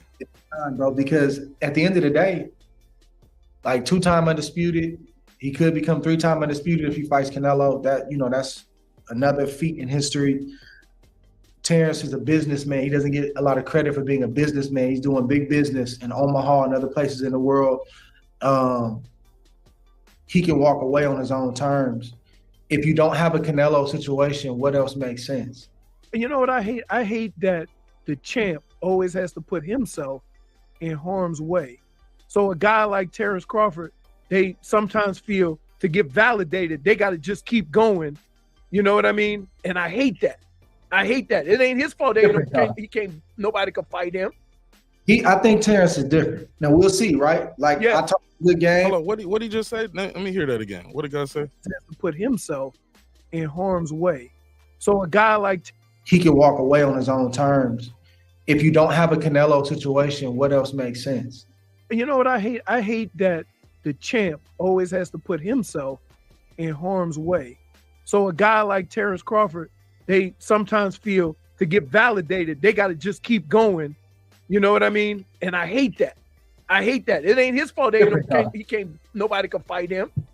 I think Terence is different. Now we'll see, right? Like I talked a good game and I was able to walk it out, but a lot harder than what people know.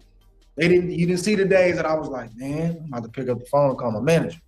You didn't see the days I called my pastor, like, Pastor, what you think? Y'all didn't see them days. So it looks like it was an easy transition, but it wasn't. The struggle for Terence is similar to what it's going to be for me. He's extremely competitive. He competes at everything, dominoes, cars. When I see him, first thing we do is lock up, we wrestling for no good reason. We in the lobby, and I was like, what are y'all doing? We wrestling like, nah, you ain't stronger than me. All right, maybe then we give each other a hug. Like, he got to find a way to channel that thing. Right. And that's my biggest concern for Terence. But in terms of him knowing that, hey, man, it may be time soon, and I don't want to end up like this, I don't worry about in terms of his knowledge of the timing, but he got to execute it. It's not going to be easy. See, because when I think of a guy keep moving like this, Roy Jones. Roy Jones was untouchable, and he just kept moving until he got touched up. Yeah.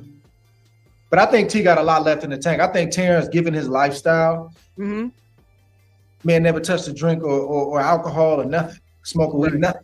So I think if he wanted to, he can go at least another 2 to 3 years without having no issues of slippage.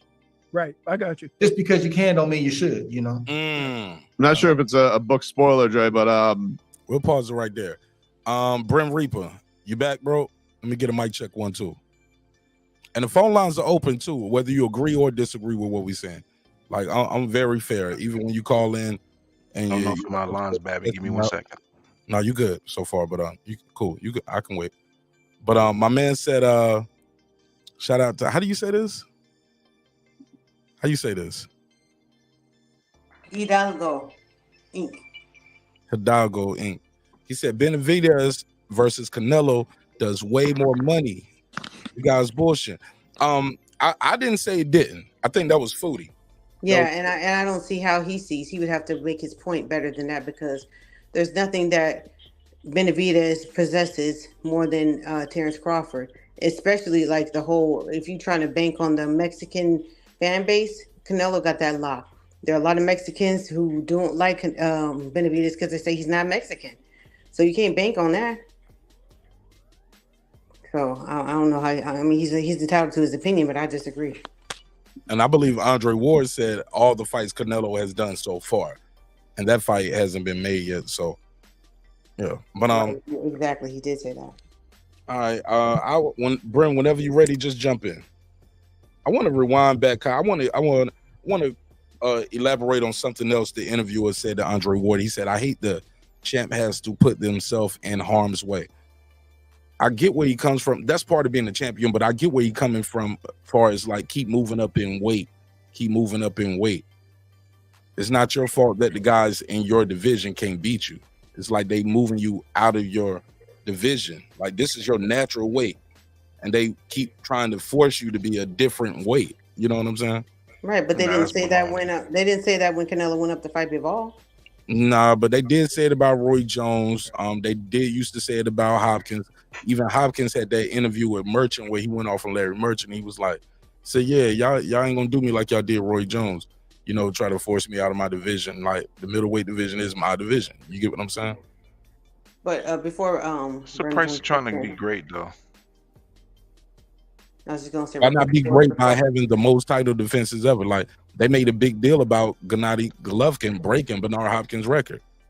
Because, like he said, Bud is looking for a challenge. Bud is very competitive. Don't you get what I'm saying, though? It was good for Triple G. Keep going, break Bernard's record. But when Bernard was setting that record, people were mad at him. They was like, he's a weight bully. They won't say the word weight bully back then, but they were saying he wouldn't challenge himself. Go up in weight. You can't. Obviously, these guys can't beat you. Why are you fighting these bums? Don't nobody want to see you fight like guys like I forgot who was it, Hurtado, or was that Sweet Peter for Hurtado? But regardless, though, it was a guy that Bernard fought, but he was fighting his mandatories and defending, and people didn't like it. They wanted him to move up in weight. But later on, that record that he set, that he was criticized for setting, Triple G is praised for breaking. Make that shit make sense. Yeah, well, you can't let the fans dictate your career. I mean, you have to use your best judgment. But that wasn't even the fans, though. That was the damn the damn broadcast team on HBO saying that. Oh, fuck them. Fuck Bernard, my team. same people. That's what I'm saying. Those same people was praising Triple G. The same people ain't got no job now. Shit, I saw Jim Lampley on YouTube. Foodie with the shot. Hey, Foodie, I saw Jim Lampley on YouTube. I was like, Jim Lampley, get your ass off YouTube. And where's Bernard Hopkins? I'm like, nigga, this is my block. What you doing over here, nigga? Right. Fuck out of here. Go ahead. Yeah. But let's. Brem, your mic sounds good, man. Your mic sounds nice. Check 1. 2, 3. Are you? Don't nobody know, man. We old, man. These youngers in the chat don't know what that is. Talk to me, man. You sure they young in the chat?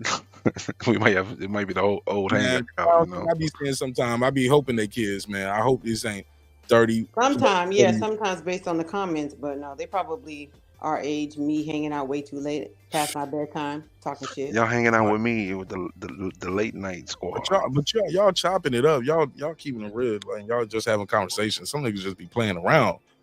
Like nigga, you up this late playing around with other grown folks, like nigga trying to have argument. Your life must like suck. Goofy ass Ken. Your life is terrible, bro. You have the worst life ever, bro. I got trolled today on Twitter. Niggas be up late just to argue with other niggas, like, bro.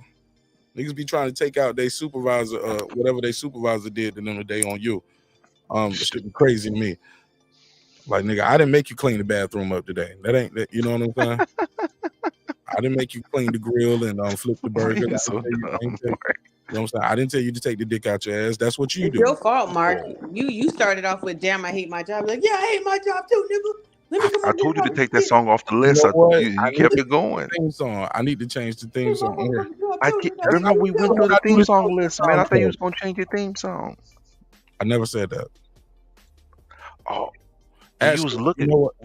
You know what? I did say that one time. We were listening together. Remember, we were listening to the songs. And I said maybe you should make that your theme song. But then I saw YouTube was still doing the same thing. Anyway, YouTube was acting. Oh, you talking about one of the songs I played the other night? No, I'm talking about your theme song, like the lead-in song. We were listening to different songs. Another time we were listening to music, and I was like, I heard a song, and I said you should make that the song. And I think you did it maybe for an episode or two. Then you went right back to I hate my job. You talking about Overtime? No, I don't know. You gotta remind me. You put that one. It was another song. I can't remember the song right now, but I remember we was listening to stuff, and it was a song. I said you should put that in your intro. Man. Damn, man, you gotta remind me one day, bro. I forgot. I know. I might have to go back and see if I can remember. All right, but look, tell me what you think about what Andre Ward had, what you think about what Ward had to say. Canelo is essentially gonna duck this. I don't disagree with him because the way I don't disagree with him. I mean, I had to be kind of cautious because I do know that Andre Ward has an issue with Canelo, so I have to listen to him intently to see if I need to take it with a grain of salt. But based on what he said, I took it at face value because every point he made was valid, and it didn't sound like it came from a place of malice or dislike for Canelo, because the way Canelo is communicating, he's communicating like, I ain't checking for Bud. I ain't checking for Bud. So I really can't. I don't have any disagreement.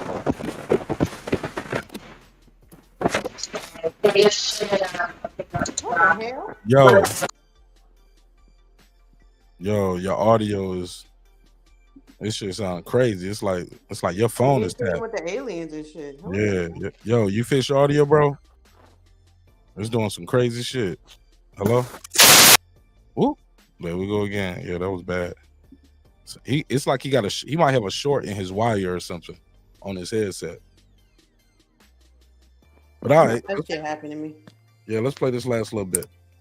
Wanted to, he can go at least another 2 to 3 years without having no issues of slippage. Right, I got you. Just because you can don't mean you should, Right.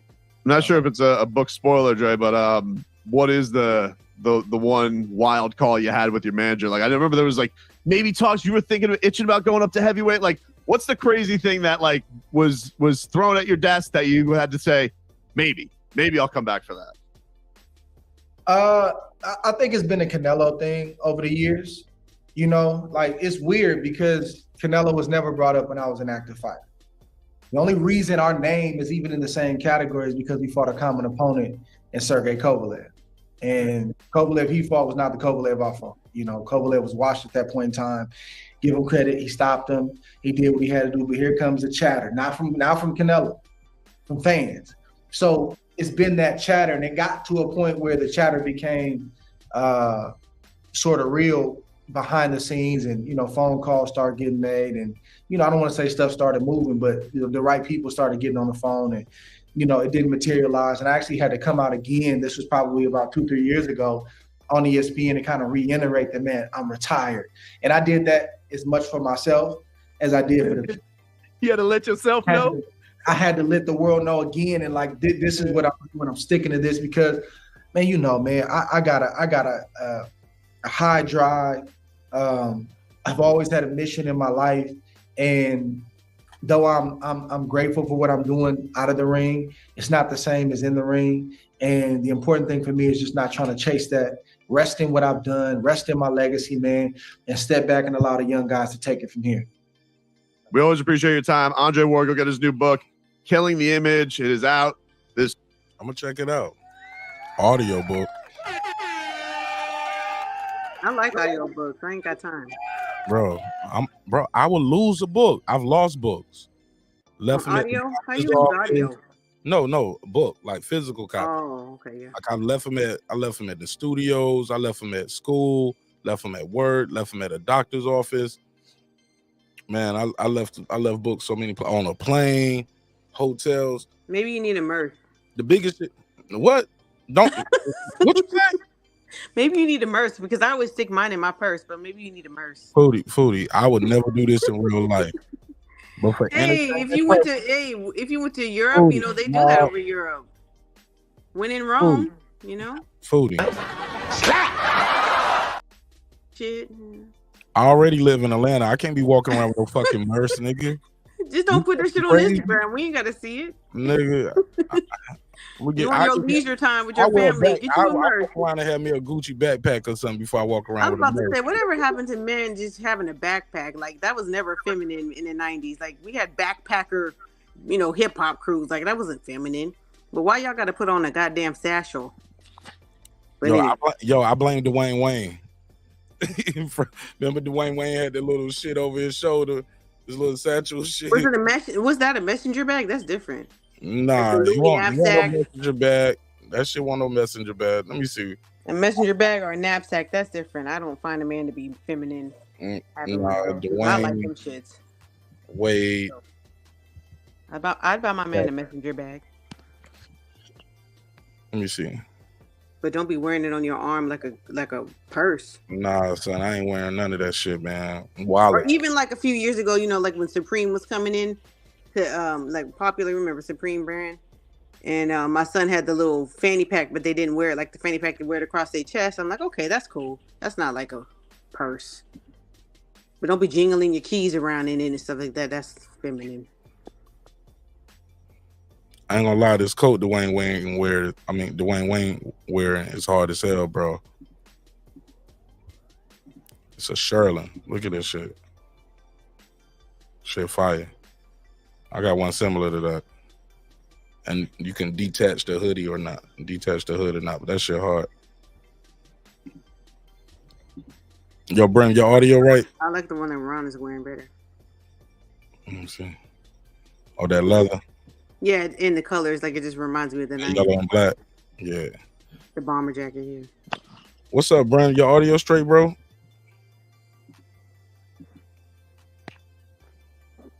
Check 1, check 2. Said you know what to do. Check 1, check 2. Check 1, check 2. You good? Go ahead. Talk to me. Unbelievable. This is my bad headset. These headsets are going bad on me. Yeah, bro. It was sorry about that. That was my backup headset. Start doing shit like I was doing it again. I'm like, oh no. Yeah, it was doing shit like that. Oh wow, sounds like I was a breaker 1, breaker 2. Yeah, what the last part you was talking about Andre Ward and fight. Yeah, what I said is that when I first was listening, I was, had to listen intently because, Ward and Canelo, it ain't a love fest there. So I had to check because just like I look at Oscar De La Hoya, whenever he says anything about Canelo, I take it with a grain of salt because I know his positioning and it's slanted. But the way Ward was explaining things and communicating, I couldn't take it that way. I had to take it on face value because he was making solid points. He was doing it in a way where I could say, you know what, I didn't get a slant from it, and I don't disagree with him. It doesn't look like Canelo is looking for that fight in any capacity. And the truth of the matter is, if he fights Benavidez next, which I think is going to happen now that and people have been saying, no, it's not happening. But the reason why I think it is because it's mandated. It's coming up as mandate. But if I think Bud and Canelo after will be bigger than all of those fights.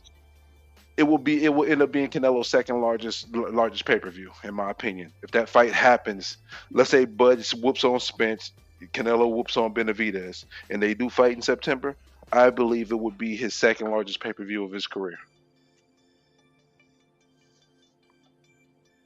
The first largest would be Mayweather, right? Yeah. Yep.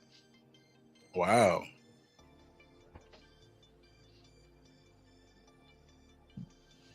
Even if Crawford is coming up 3 divisions, or would Crawford have to be coming up from 154? I think that's minimal to some degree. You'll have some, when it comes to the core boxing fans, would be upset about it. That might hurt, 10 to 20,000 pay-per-view buys based off of those people's feelings about it. But the things that move the needle, those casual fans, they ain't gonna give a shit. They're not gonna give a shit. It might be some fans that say, hey, no, this is bullshit because he's coming from 147. Then you have other people saying, yo, this dude is the best. He's the number 1 pound for pound guy. This dude's trying to be like Duran against Sugar Ray, or Duran against Hagler. So we want to see it, and I think it will drown out the bad. The good will drown out the bad. The peanut gallery will get muted. What fight are you talking about again?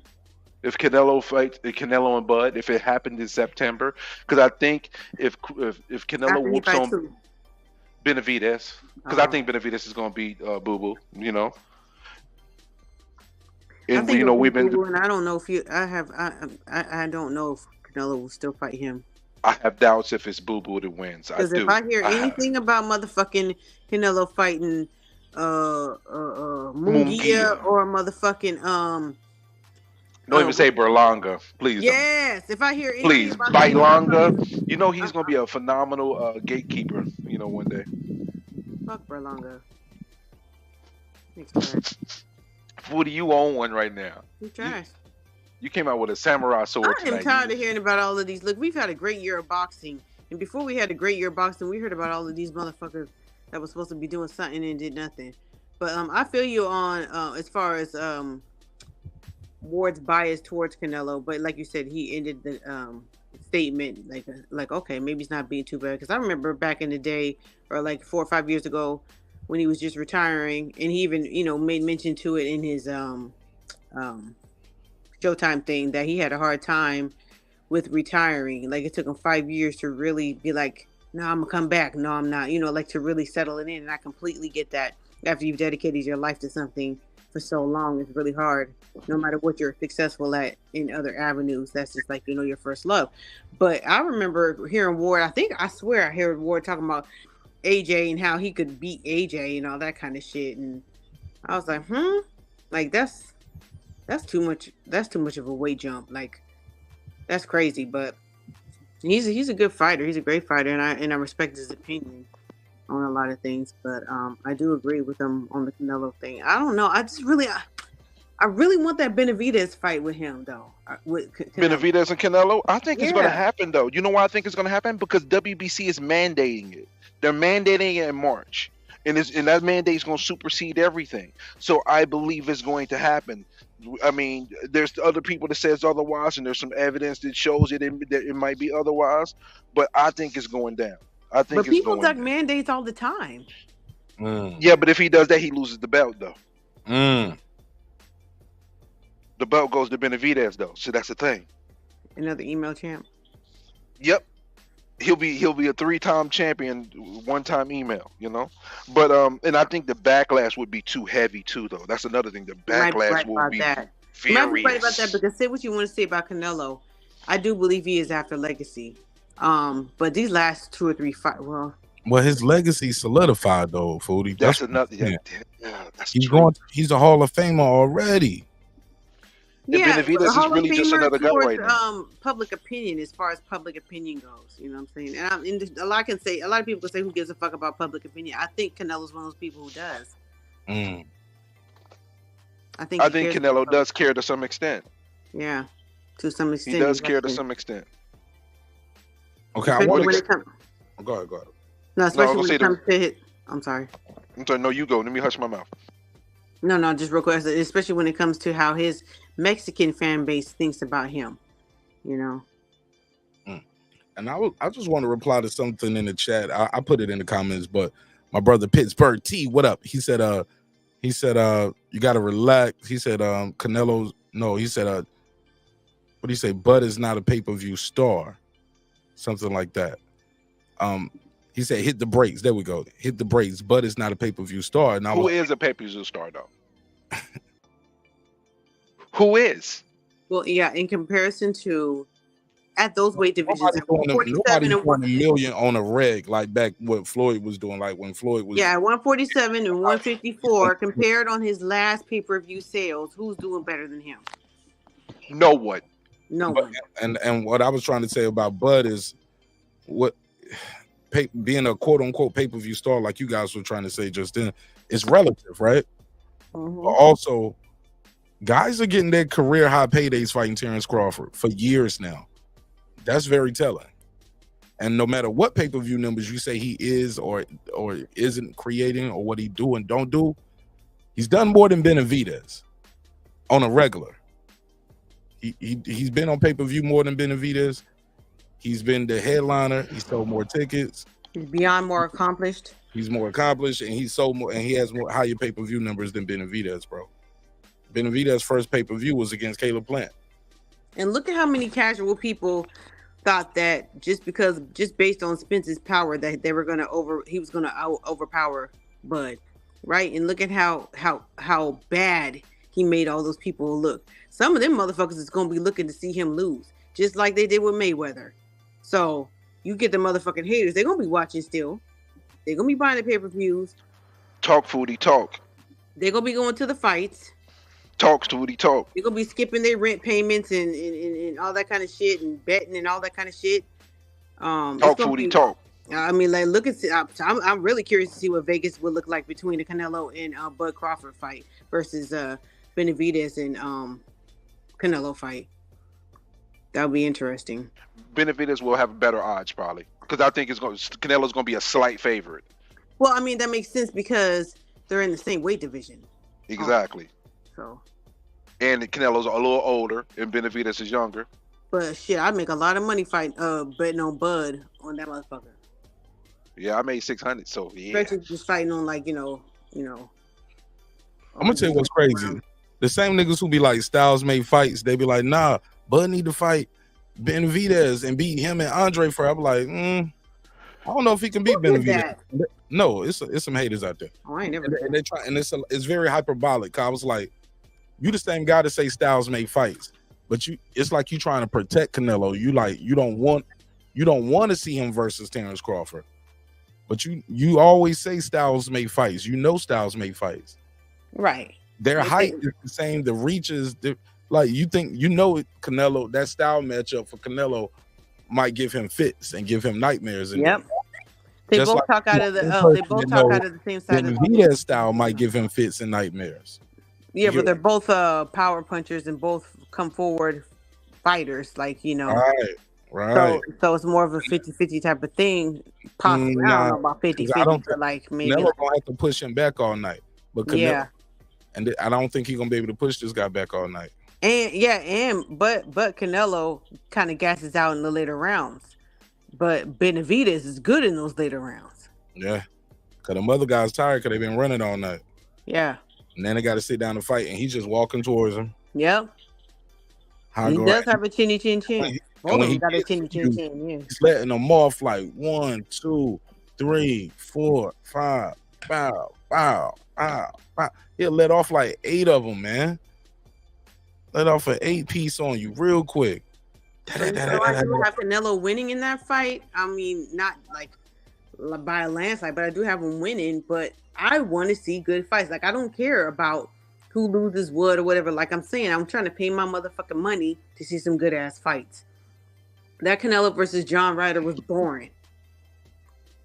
You know what I'm saying? That was a good fight. What do you mean? That fight was actually good. Well, no, John Ryder did a really good job, but like I wasn't really like, to be honest with you, it wasn't really all that to me. Hey, look, this is who he was fighting. Hold on. Let me do this real quick. Let me clown buddy real quick. Homie said this the channel said I was crazy when I said Crawford was gonna whoop Errol. This nigga, hey bro, I'm wearing a Terence Crawford hat right now, and I got a couple of these. Errol. No, he's lost. He don't know where he is. You in the wrong room, you need bro. to hit the reset button. We never, not on this channel. I think you. Now, I might have had some people over here because I allow people to have a different of opinion. They might have been in the chat, but never me. And actually, I've had people on the panel too. I let people come on with a different point of view, but nah, bro, I never heard of it, bro. You sound ridiculous, bro. Disregarded. Yo, hit him with it. I invented the term the fish fry over here, nigga. Hit him with the Life Jennings. Oh, let me hit him with the life. Small hats. There is something that's wrong with our mind. Oh,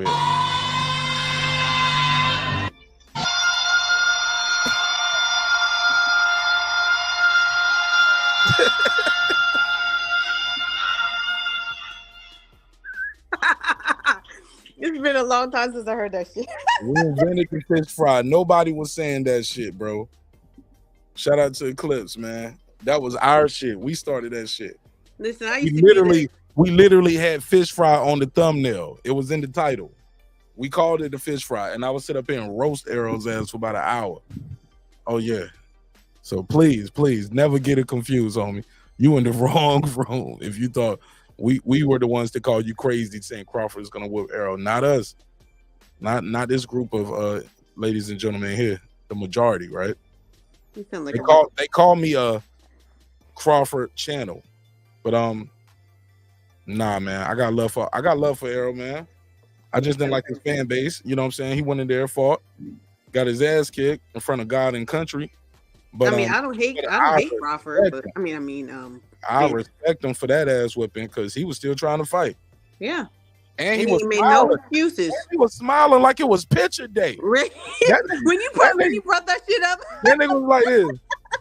Well, look, what's that shit? You made that short or whatever. That nigga was smiling. Yeah, that nigga was smiling. When you said it looked like he was dropping the belt every time he got dropped. Like he was losing the belt every time he got dropped. Every time he dropped, man. And he was smiling like, "What you smiling for, nigga?" That nigga was like this.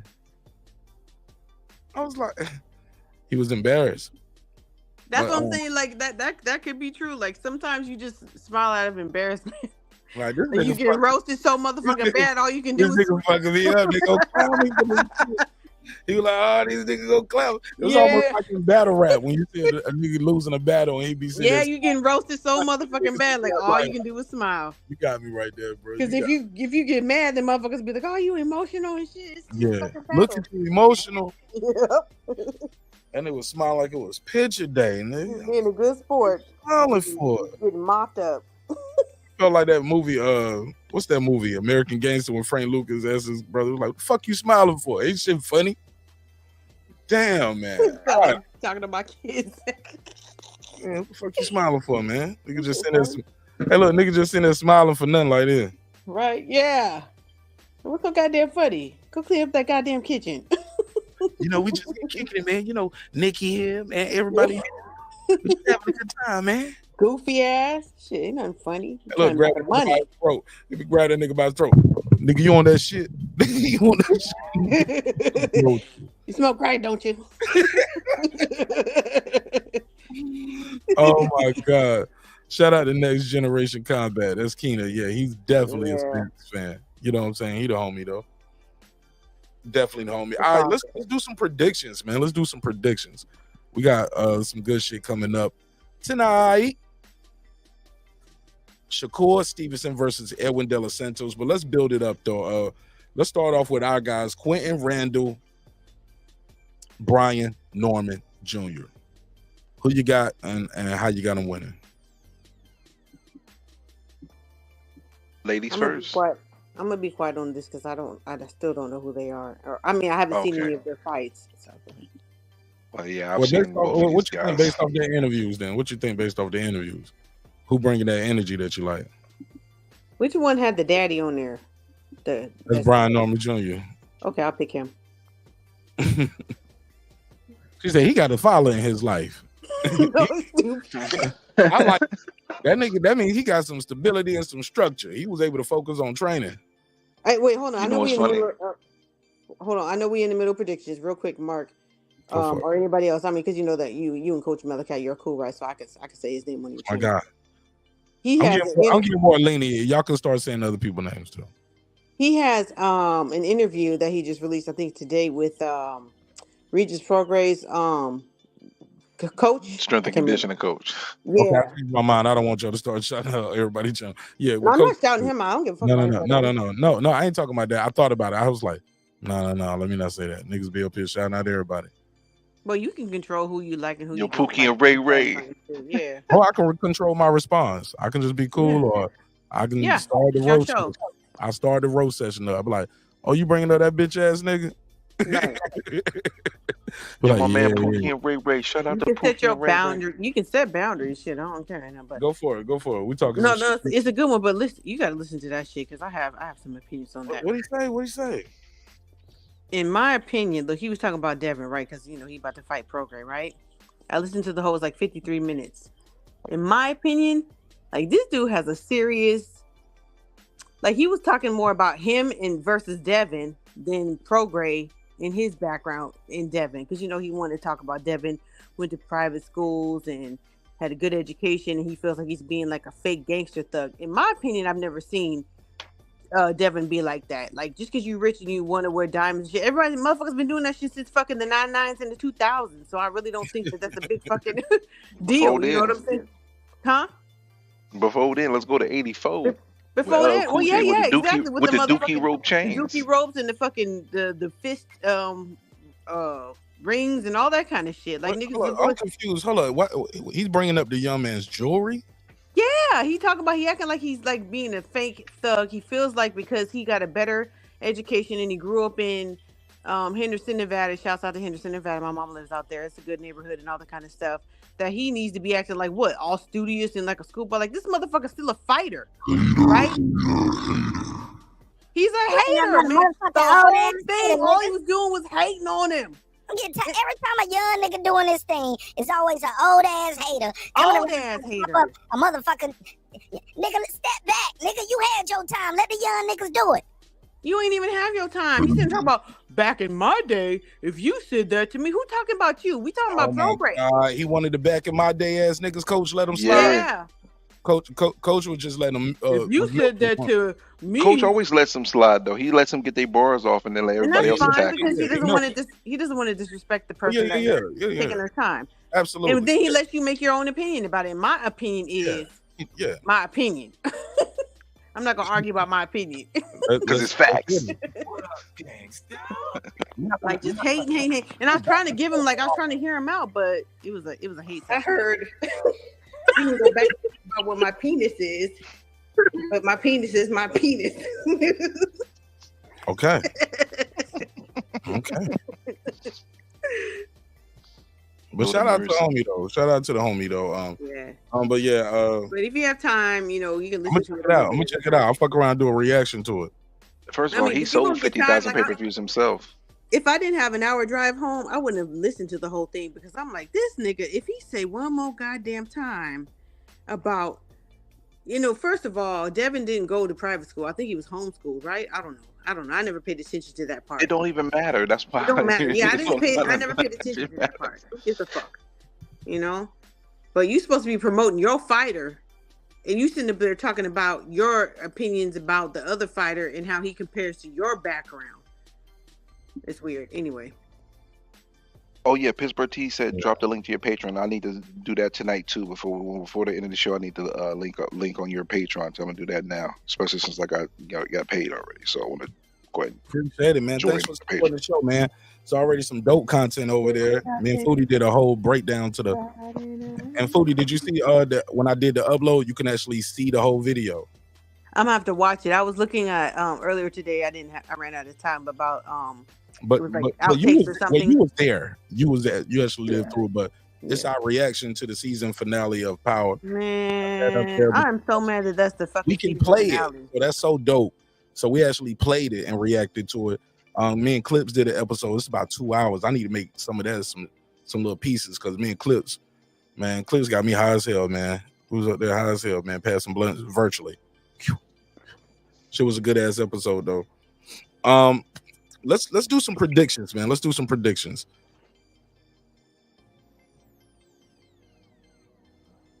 Who y'all got? Who you got? Quentin Randall or Brian Norman Jr. Bram? It's gonna be a good fight. I think Quentin Randall's gonna put some tremendous pressure, and there's gonna be some moments where Norman's gonna struggle, but I think he's gonna pull out the fight. I got Norman by unanimous decision. Brian Norman Jr. unanimous decision. All right, let me see. Lisa Bells, who you got? Let me know. Jaden, who you got? Quentin Randall, Brian Norman Jr.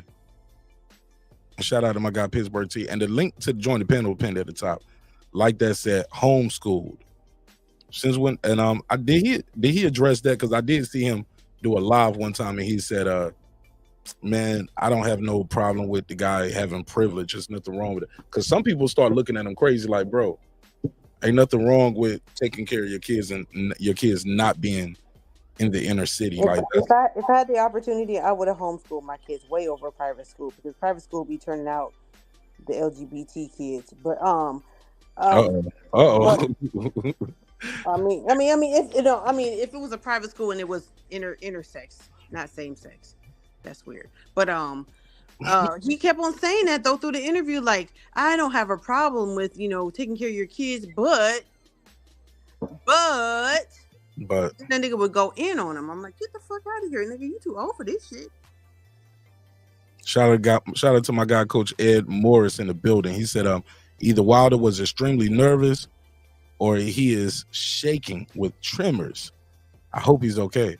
I thought he was just excited, man. I respond to that, man? Something like that. I don't think either. I agree with you, Mark. Go ahead. I feel like it was just like he waiting for his moment. He knew he was gonna be the last one to speak. You get what I'm saying? He's not that good at talking. We already know. I thought he did an excellent job For Wilder, yeah. He got an Alabama accent. I get it. I mean, that's what I'm saying. Like he's not perceived as eloquent as somebody else. But I mean, what boxer is really? But go ahead. But you know what I noticed has been so weird about that is that I've seen people say, "Oh, Wilder was scared." Then I saw a bunch of people say, "Oh, Joshua was scared."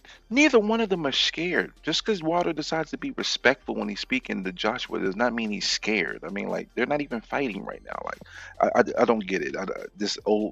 It's overstated when they be talking about people are scared sometimes. I was like, spare me the details because that's not what I see right now.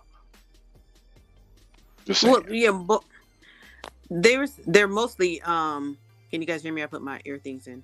Yeah, you good. Okay. They're mostly focusing on Joshua, but Joshua's gotten the shit into the stick ever since he lost, to Usyk and all that. People want to look at him as weak, and I can understand that criticism, but at the same time, they just look at him because his eyes look glossy or whatever. He looked mad as fuck to me. Like, he's like, I'm not gonna respond. Joshua used to be the smiley, yeah, it's gonna be a good fight and all that kind of stuff. Now he's trying to change his persona. Like, I'm not. Those days are gone for him. Yeah, those days are gone. Those days are gone. He's on his FU. Yep. His big Femi again. That's why I hope because the thing is, Otto Wallen has never been knocked out.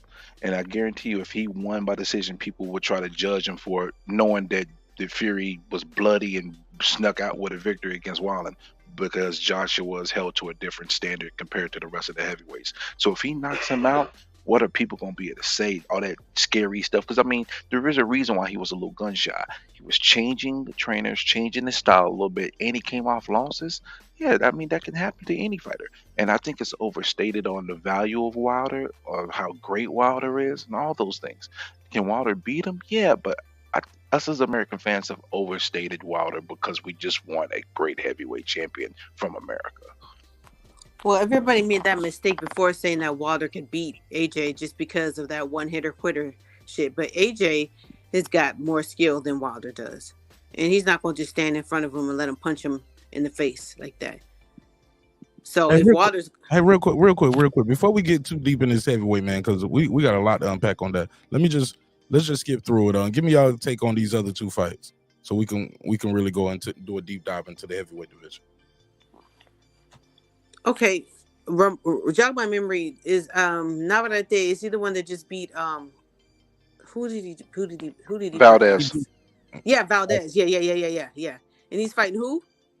He fighting the guy Shakur. Yeah, Conceição. Shakur for I got Conceição. You got Conceição. You think he gonna beat Navarrete? Oh no, Navarrete gonna beat that boy butt. Navarrete gonna beat that boy butt. I think he it'll gonna be beat on him for 12 rounds. Hold up, bro. This her prediction. Let her do her prediction. I'm sorry. Respectfully. Go ahead, Foodie.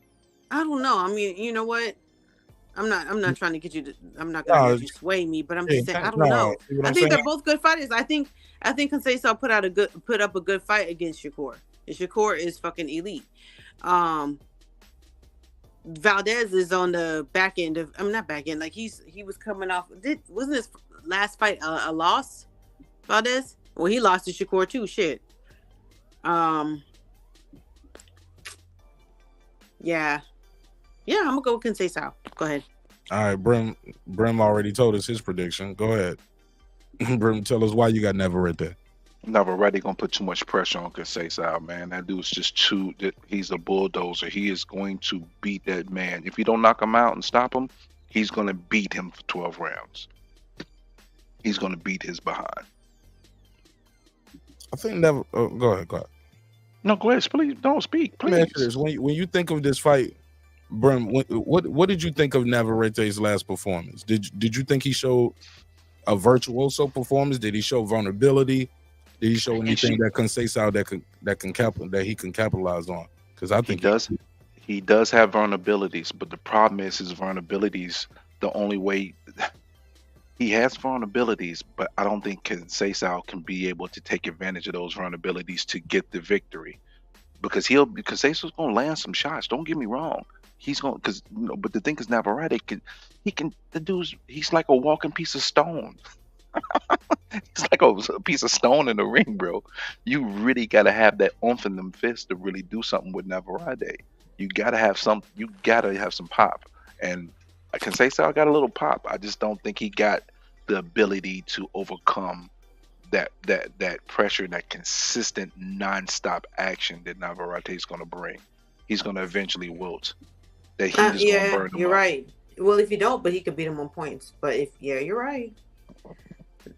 Navarrete definitely, he was coming at fucking Valdez like a Mack truck. Like he couldn't do nothing with him. Valdez was pushing him back at times too. It's just his punches couldn't.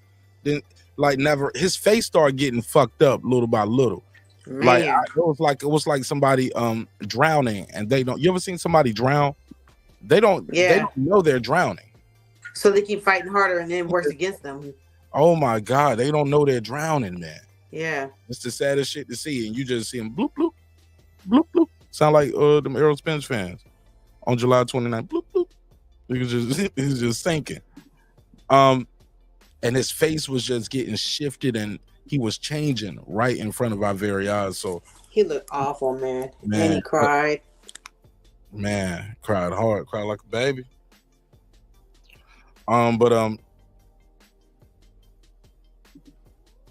Main event: Shakur Stevenson, Edward De Los Santos. Shakur said this guy said he think he coming in there just to box my head off, but he don't know I'm about to pressure him and I'm gonna whoop his ass. I'm gonna fuck him up. He think he want to just do a boxing lesson all night. Want to just box. He said I know what he planning to do. He ain't coming to fight. The dude got 14 wins. I mean by KO. 14 wins by KO. So he does got some pop to him, right? De Los Santos. I mean, he's a grown ass man. He fighting. These ain't little boys. De Los Santos got hands. Who's De Los Santos' last fight? Oh, damn! I'm trying to remember his last fight. I'll tell you in a second. I'll tell you in a second. But go ahead, y'all. Give me y'all predictions on this while I pull that up for you. Go ahead, Foodie. You told her to go first, and then you cut off. Go ahead. I'm washing my hands. Go ahead. Right. Hey, come on, Mark. Stop it, man. You didn't like her pig. Don't do me like that where I did it like that, okay? All right, Joseph. He fought Joseph Adorno, 17-2 and 2 draws in the last fight. That was Yeah, that was Yono this said summer that. in July. That was this summer in July. I don't know who that is, but that doesn't mean anything. I just keep hearing. I haven't seen any of De Los Santos's fights, but I like his energy. I like I like his ass pulling up to Newark and calling them out. I like this. I mean, his energy was okay at the press conference, but I like Shakur and where he is right now, in his career and his approach. I think that motherfucker, like, he just ain't nobody gonna beat him at 135. Nobody. Shakur Twitterson, that was funny. Yeah, Shakira Twitterson. Shakira Twitterson. That was hilarious. I ain't even gonna lie. Shakira. Yo, he wilding with that one, right? It was funny. That is funny. Who you got, Bram?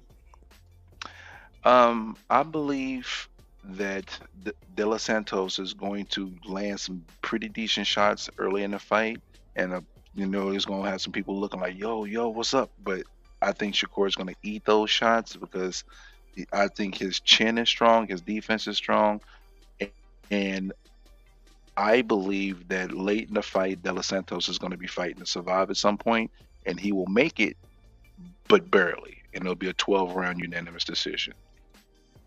Yeah, potential KO though. Possibly. I don't put it on Shakur to get the KO, especially to get to power puncher like people say he is. But I think that if he beats him very decisive, makes him look stupid, because that's Shakur's forte. To get in the ring with you, make you look dumb, make you look real stupid, look amateurish. So that's what we expect from him. I think he's going to deliver on that. In the words of the good brother, Mr. Golden, the same way Bud did Spence. Mr. Golden, he find a way to make everything come back to Bud beating up Spence. He was like, gonna make him look stupid. Same way Bud did Spence. Like, man, something fell out my pocket. Yup, same way Bud made Spence fall on the ground 3 times. BEK, back in King. I hope my brother's good. I haven't talked to him in a little bit. That is hilarious. Yeah, I need to call him. Has anybody seen him anywhere? Anybody talk to him? Is he okay? I think he's been in the comment. I've seen him in some comment sections. I think. All right, cool. That's cool. Honestly, all right. Let's get to this one, man. As y'all know, we had a major announcement today in the heavyweight division. Oh my God, this is major. A lot of times in boxing, we talk about what's a stat card. We're like, oh man, they got a stat card. Man, this is a stat card. Ladies and gentlemen, this is what you call a stat card. When you have multiple bouts on the event that could be main events on their own. From the bottom up, from Dimitri Bivol, from the cruiserweight. So you got the cruiserweight champ, you got the light heavyweight champ, Japataya, you got Daniel Dubois. He's coming off a loss. But some people said they thought he won with a body shot, right? But you can. Oh, that's who's fighting Big Baby Miller, because I was wondering what the fuck he was doing there. Yeah, Daniel Dubois, who lost to Usyk with a jab. Trash versus trash. Go ahead. That's actually the most interesting fight, actually. Nah, Man, it's the closest fight, like 50-50 wise. It's the closest fight at all. But no. But I'm just saying this right here. This was the best part of the press conference. Big Baby Miller talking that shit. Also, you got Deontay Wilder. Of course, he's a main event everywhere he goes. And of course, the cash cow of the heavyweight division at the top of the banner, Anthony Joshua, facing Otto Wallin. This is a stat card, ladies and gentlemen. This is what we call a stat card, except for this part right here, like, except Daniel Dubois and Big Baby. But other than them, you know what I'm saying? I mean, that could be main event on, like, Big Baby and his little friend. What, this thing behind his ear? We gotta start calling him Roy Miller. I think it's a lipoma. I think it's a cyst. And What kind of the same? A cyst isn't going to stick around that long. Yeah, no, Because yes, it could be an epidermic inclusion cyst. Trust me, I know.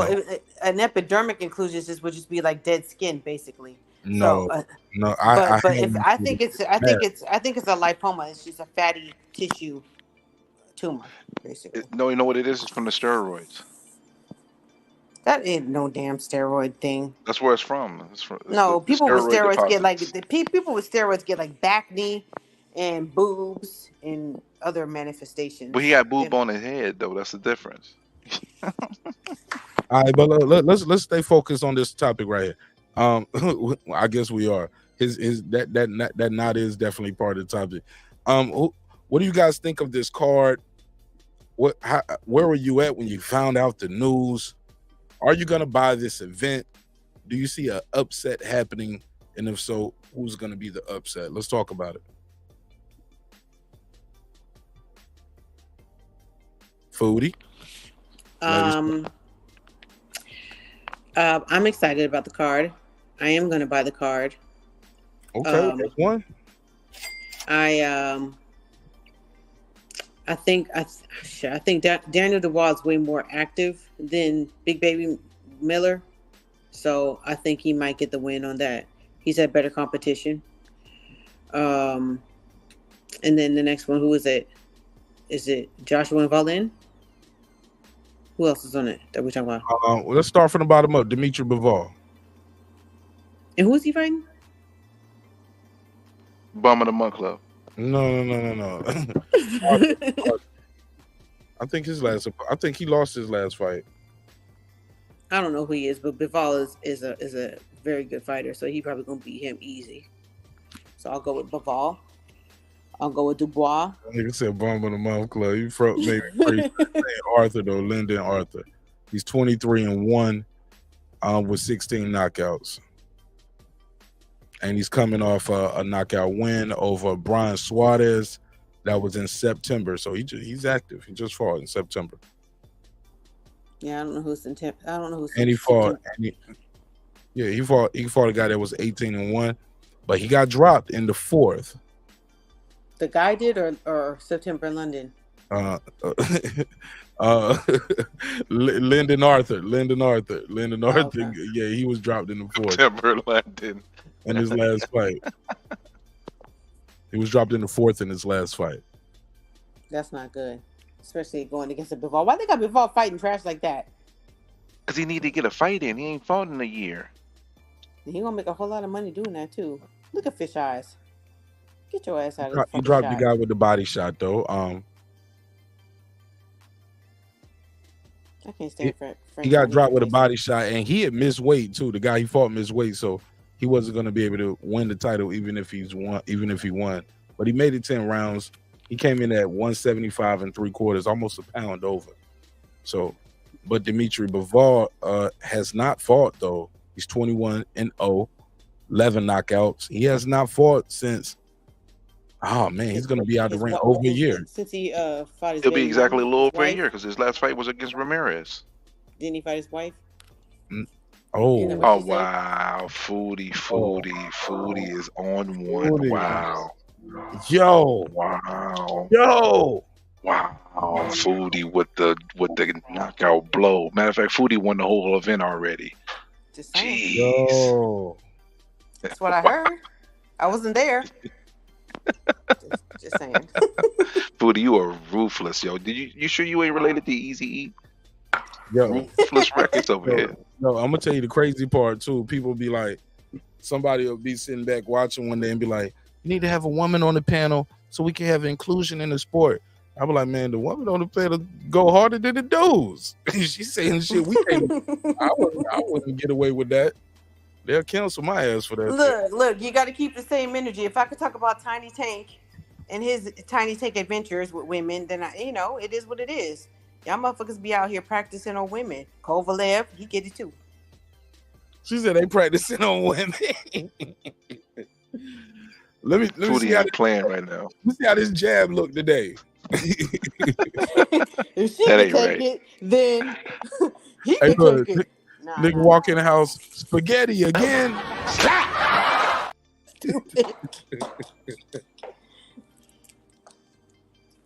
Oh man, we should have said that, man. No, but you know what that shit reminds me of? Like, it's the spaghetti again. What's his name? The Damon Eddie Wayans? Murphy. No, Eddie Damon Murphy Wayans? Raw, when he was talking about Lillian cannot go outside when his daddy get drunk. Oh, I don't remember that. And then he hold his mama captive in the house because his ass is drunk. And he said, no, Lillian, he write a note. Lillian cannot go outside anymore. Like, God damn. No, I ain't remember that. I got Housewives had it hard back then. Shit, she's like, calm down. He's like, no, Lillian cannot go outside anymore. Hey, Foodie, Hold up. Hold on. Foodie, the spaghetti again comes from Damon Wayans doing a bit talking about he found out he kept catching his son jerking off. He said, I know what he doing in the bathroom for 45 minutes. Like, that nigga ain't got that much body to wash. And, that nigga's in the shower for 2 hours. He said, and every time he get upset, he goes to his room stumping. He look for a reason to go jerk off. He walk in the house, his mom be like, he was looking for a reason to jerk off. He just walk off, like, go to the bathroom for 2 hours. Especially because teenage boys don't even like to take a shower, so you know what your ass is doing in there. Right. Man, I remember catching one of my That wasn't me. Catching one of my nephews in the bathroom. That nigga was just standing outside the shower with the water running. I said, nigga, what the hell are you doing? That was my sons when they was preteens. I was like, get in there. What's wrong with getting in there? Right? Like, you 12 years old, you got body bumps and bathroom shit. pretending to take a bath and just get in the water. I swear. Just wet It gets to the yourself point up that and they put don't soap on your even know how to fake wrist. it, right? Like, they have the water on for too long. You come knocking on the door. Hey. I And knew then they come something was out wrong all 'cause dry. it Like, was you ain't steam even ashy. everywhere. I was like, nigga, you ain't never took no bath this hot. Your ass ain't even ashy. That's the type of shit my little brother used to do. Like one time he go in the bathroom and he go in the shower and he come out like a minute and a half later, like, you ain't washed. And we be like, yo, you smell like wild wolf booty, bro. Go Right? I wash. mean, get your ass back in there. My little brother used to be notorious for that. Yo, what's so Some crazy? boys, My little brother's only 11 months younger than me. Yo, his mom used to go to his ear and pull his ear down and wipe the corner of his ear right there where your ear like meet that little when you pull the top. Yeah. Like right here. Hold on, let me cut the camera on so y'all can see me. She'll go right here to the ear, go to this top part, and just rub her finger right there and smell her finger. She like, I was like, God, I didn't even know that was a little hiding spot right there. All right, but look, so let's do some predictions on these cards, man. Which fight y'all looking forward to seeing more? Wilder's fight versus Valine. I'm sorry, Wilder's fight versus Parker, or Joshua versus Valine. Which fight y'all looking for? Joshua versus Valine. I'm actually okay. Sorry, I'm sorry. All right, continue. No, that's it. That's all I had to say. Yeah, I said, tell me why. Oh, like I said, I think last night because they fought in the amateurs. Joshua beat him in the amateurs. And Valine is a good fighter. He's a southpaw, so that's a good challenge for AJ. Beat the shit out of Fury.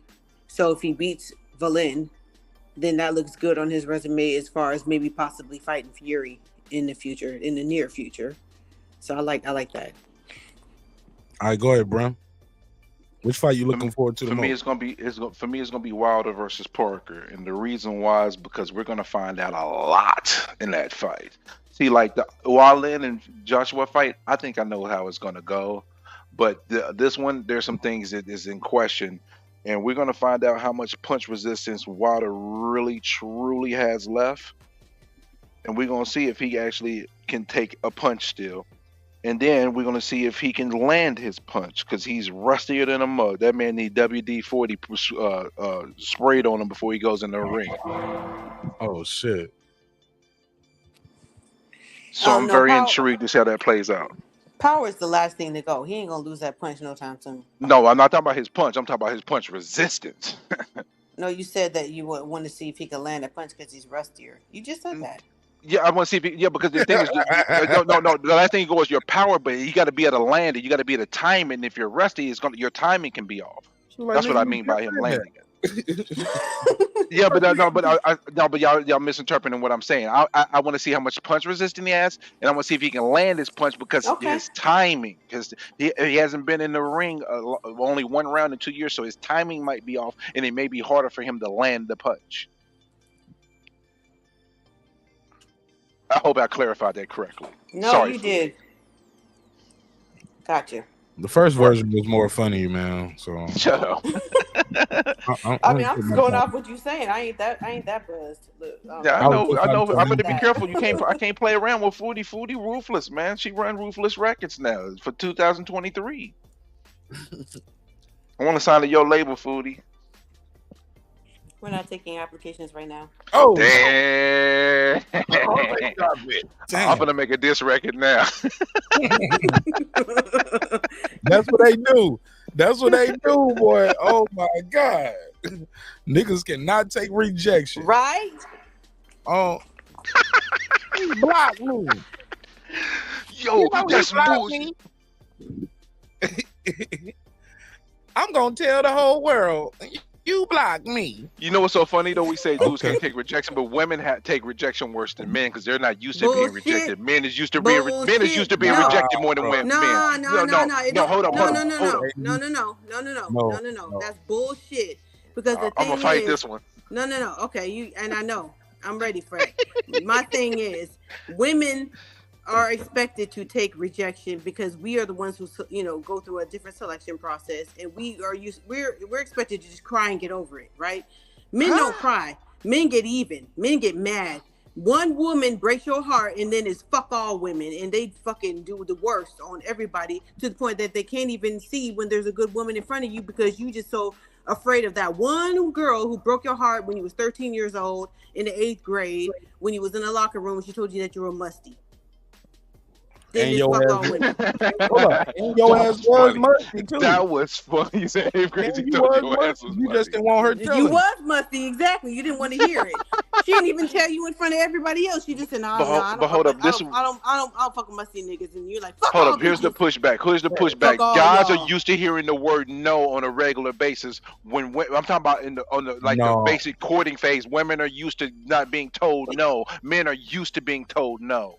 Well, now, when you talk the aspect you're talking about within relationships and afterwards, you are right. But I'm just talking about like the initial surface upon meeting someone or trying to approach someone. Women are not as used to rejection on the level of men. Because men are conditioned to be told no. Most niggas don't. Go ahead. Go ahead. Oh, I was gonna say, when is the last time you heard a woman standing at a corner store, talk about, hey, you look good, and then he said, "No, I don't want to fuck with you," and then he get beat up. That's some bullshit though. But you think it's that you're using one wild ass case to generalize it. I ain't letting you do that. I'm not gonna let you do that, Foodie. I'm not gonna let you do that, Foodie. No, I'm not gonna let you do that, Foodie. Brim, that's not one case. That's a lot of cases. Yo, Mark, I can't believe you saying that. They always want to say that. They always want to say that. Oh, that's only one.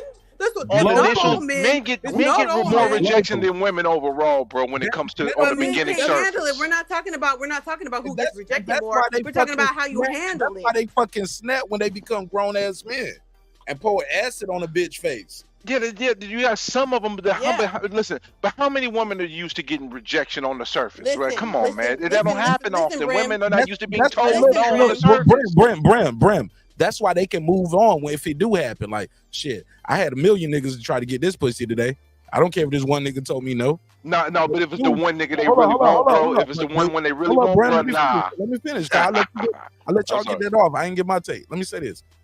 The fact you just kind of made the point for me. Because the rejection happens over and over and over and over again, niggas snap. They lose it. Not only that, because men feel like, a lot of men feel like if I'm interested in you, you need to be interested in me. And if you're not interested in me, then there's something wrong. You can't just say, okay, I'm not her type or whatever. She ain't even cussing you out or being rude. Men feel like whatever I want, she'll want me back. And that's not how it works. There are countries in this world that a woman can get killed in for simply just walking by, man, not even being rude or nothing. Because men always say, oh, it's your approach or it's the way that you respond. We forget that women exist on other continents and in different places of the world. And in lots of places in the world, they're treated like second-class citizens. They will get acid thrown on them. They will get killed. They will get their whole family killed just because they don't want to marry a man that wants to marry them. So you can't tell me in any way, shape, or form. I'm falling back now because I might be basing this on my own personal life. Okay, so I'm gonna fall back because I don't do that. And that's so the problem, because men always say, "Oh, that's not all men." There's a lot of fucking men on planet Earth that would prove you wrong. But that's why I'm digressing. I'm gonna take this L and tuck my tail between my legs and say, "You got it." Holla, holla. Yeah, familiarity. How you say familiarity Familiarity breeds contempt. Thank you, man. Y'all know what I'm meant, man. It never hurried up. You know what it is? I think it's your mustache. Your mustache is blocking it. Never said it right. I should have. It was your mustache. It was blocking your tongue. Familiarity doesn't necessarily breed contempt, but it just it makes you blind. Just like what we talk about with boxing. There's more boxing than goes on in America. Americans are very spoiled to only seeing the view of America because we have everybody trying to come over here and be like us and follow our trends, and we're not really trying to follow the rest of the world. So we just forget that the rest of the world even exists. When you're right, you're right. All right, so let me ask y'all this. I put this question in the chat. Let me ask the panel this as well. How many pay-per-view buys does this need to do for, in your opinion, to be a quote-unquote success? A card this stacked. I wanted to do better than that little KSI thing that happened a couple of months ago, or a month ago, or whatever that was, 1.4, or at least that if it could go neck and neck like $1 million, or that would be great for a boxing. And there's no reason why, because they have a really good stacked card, but it would be better if it was like a 135 stacked card. Like this is heavyweight, but it's not that popular anymore. So we're still gonna have to rely on a lot of hardcore fans to really make this do well. There are not very many casuals that are gonna be looking for this card, to be honest. I might have to disagree with you a little bit. Worldwide is gonna do $1 million. I mean, worldwide, the price point ain't the same. I'm talking about in America, bro. Oh, in America, I'm always 400,000, 450. I'm always talking about America. I'm never gonna include places where the pay-per-view is cheaper than the price of a pizza, bro. No, I do. That's not right. To be fair, the only reason why KSI and them did well, when we're talking about the two cards, like I just mentioned, the reason why they did well is because over there in the UK, they were in other places, they bought the thing. So boxing is a worldwide sport. I don't give a fuck who buys it from where. If you want to buy it from your hut in fucking Kathmandu, then fucking do that shit. You heard that, Mark? Did you hear that? You hear that, Mark? That goes against your argument, bro. Whose argument? What me and you argue about all the time. What about do the price you mean? point of America. No, that doesn't. But I'm gonna let you have that. Well, you weren't asking about the price point. Come on, tell me why. I ain't here to try to bully nobody. You know what I'm saying? No, I didn't think you're trying to do that either. I didn't hear a question about the price point. You said what's going to do better, and I'm just talking about your overall pay-per-view sales worldwide. Okay, and Bremen said worldwide is going to do $1 million, and I was like, it could very well do so. I think 400,000 in the States, 600,000 plus over in the rest of the world. And that's a good point, because we need to start bringing that into. There's got to be a way, because we only rely on what they tell us that they've sold. We don't know any of this to be fact. They could have said they did 1.1 and they fucking sold 11. Like, it's not likely, but I'm just saying. We don't know. We have no way to prove it whatsoever. And I'm just saying, like, you can't parade and jump up and down for shit that you don't really know that's the truth. But I wish there was a way that we could find like a reliable source, or there was a way that we could say, we want to see what our dollars are doing in boxing. We want a site that, you guys have to report it to us, but I don't think it's going to happen, because it's private. Maybe we just go up to their headquarters and pound on their door and say, hell no, we won't go until they give us the numbers. Hold on. No, I got a real question. Why does it matter to you as the fan? Like, I'm just curious. Well, because you asked me what I think. No. You said we need a website where we can look and find out what the numbers are. It doesn't really matter to me, but as long as we're going to be having these for the sake of conversation. Hold on, Flutie, let me set it up all the way. The reason why why I say, Brim, fix your mic. We can hear the breathing or the movement or something on the actual mic part. It's moving. I muted myself. Yeah, thank you. Foodie, my question, and the reason why I ask you that is that's going to cost money. That's money coming from the fighter, or it's money coming from the promoter that they're going to levy towards the fighter. That shit is not going to be free. So tell me the benefit and how does that. It was free before when they were reporting records before.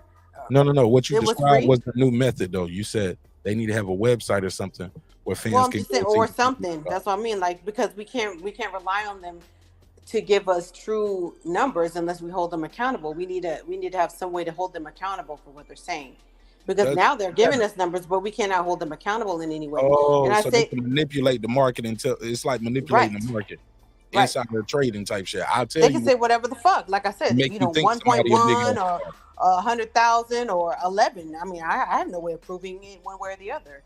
But just for the sake of argument, because I really don't care, because they're not paying me any fucking. I tell you what, if Tyson Fury and Ngannou flop like everybody said, Brim, I don't think the Saudis would have just be like, hey man, fuck it, let's flop again real quick. Well, the thing about Saudi Arabia is they're not doing it for the sake of boxing. They're doing it for their image. They're trying to change their image and attract more tourism. There you go. Thank you for. I was gonna say that to him because the thing is, it flopped. It flopped, bro. It flopped. No, bro. It flopped. Nobody in the States willing to buy that fight. That's a well-known fact. I think I've even heard Eddie Hearn say that shit. Everybody, but before they can do that, everybody came from the same source, though. I've heard no other source other than that one pro wrestling writer. But the thing is, the UK numbers is not from that pro wrestling. The UK numbers came out as 400,000. That's not good. Yeah, I'm not arguing the numbers. I'm just saying I didn't get that. They're trying to clean up their image, so they're going to spend whatever they have to because they're not making money off of oil like they used to as we go fucking electric in the world. You know what I'm saying? So they're really trying to create a tourist industry. They're even allowing women to go to live sporting events, here and there. I mean, you probably gotta, bring a bag of breast milk and have your husband there and all that kind of shit. But they're trying to change their image. I'm gonna get that for you too. I'll probably send it to you in your IG. You ain't gotta send it to me right now, neither though. You ain't no doubt. Just send it to me though. I'll do a whole episode. I got money on that too. So on what? On the pay-per-view numbers. For this event coming up? No. For the Fury and Ngannou. Oh. And the guy already conceded. He already conceded, even though the real numbers ain't came out. He was like, man, all this hype going around about this shit, man. Ain't no way in hell this shit only sold 60,000 worldwide. I don't believe that shit. No, that wouldn't work. That was US based. Regardless, man, we put $35 on it. I might fuck around and send them 35 anyway. If we don't find it, or we'll just have a stale bet and we'll just cross that over because neither one of us have found any numbers that we both have agreed with. Both numbers we agree that they too low. Like hell no, nigga. And the sources of that, like I said, the source is everybody going back to that wrestling guy. But go ahead, Brent. What was you about to say? Why queue up the next topic? I forgot. No, you was telling me something about the UK numbers and then we was talking about I forgot now too. I see people that talk about Fury and Ngannou did more than most tank fights. Yeah, 400,000 in the UK though is the equivalent of doing 150,000 in the United States. Nah. We ain't gonna do none of that bullshit equivalent shit. Their dollar, but their dollar is the sale. It's worth more than ours. But the thing is though, but it's based on the dollar value though. So what? The dollar value is worth more than ours. We have pay-per-views here that are on sale for how much did that James Toney shit cost this weekend? No, but we're not talking. Come on, no. We're not talking about revenue. We're talking about pay-per-views. Those are two separate things. Yeah, but the thing is, okay, they're separate, but it's tied together because I can sell more pay-per-views if my pay-per-view cost is $24.99 or $29.99 if I do 400,000. But if you sell 250,000 to $80, you've generated more capital. No, but what is your dollar worth in your country? Because I think their dollar is worth more too. You got to add that too. It is, but that's beside the point. Like I said, that's revenue versus pay-per-view. It's not that much of a difference, but it is still a difference nonetheless. Go ahead. I'm sorry. Go ahead, Foodie. So we're talking about pay-per-view buys. We're not talking about revenue. That's a separate conversation altogether. We didn't ask about how much they made. We were talking about how many pay-per-views. And it does, and yeah, maybe it does. It does. Yeah, maybe a cheaper pay-per-view does sell a little bit more, but it's also because of the not the economy, but the demographic that you're selling to. They are more pro boxing over there in the UK, because I think it's because they don't have as many sports to compete with. Like they like soccer. That's a worldwide sport and all that kind of stuff, or football, whatever they call it. But they're way more boxing, and they're more forgiving. Like all industries of entertainment, everybody outside of America is more forgiving than Americans. We expect so much of our entertainers. Like that's the reason why, you know, the NSYNCs and the big boy bands or whatever will go over there and sell out all over the world, and then come back to America, and then they're a big, you know, selling draw, because, you know, they can try out their product and people will love them. You come over to America, they're going to be more discerning and they're going to pick you apart.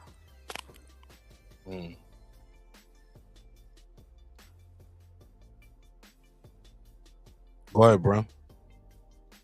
I got Foodie by knockout in the 6th round. That's it. Shit, that's it for me, man. I'm about to do a Patreon, man. Y'all got anything else? Final thoughts? Anything y'all want to say before we close this one out? One thing I want to add. Tomorrow is the press conference for Fury and Usyk. You know that? Allegedly. No, it's not allegedly. Go to the Top Ranks page. The fight is already set. It's the 17th of January, bro. It's done. Okay, cool. Let me The go. press conference is tomorrow. Ain't no allegedly. It's done. It's set in stone. Okay.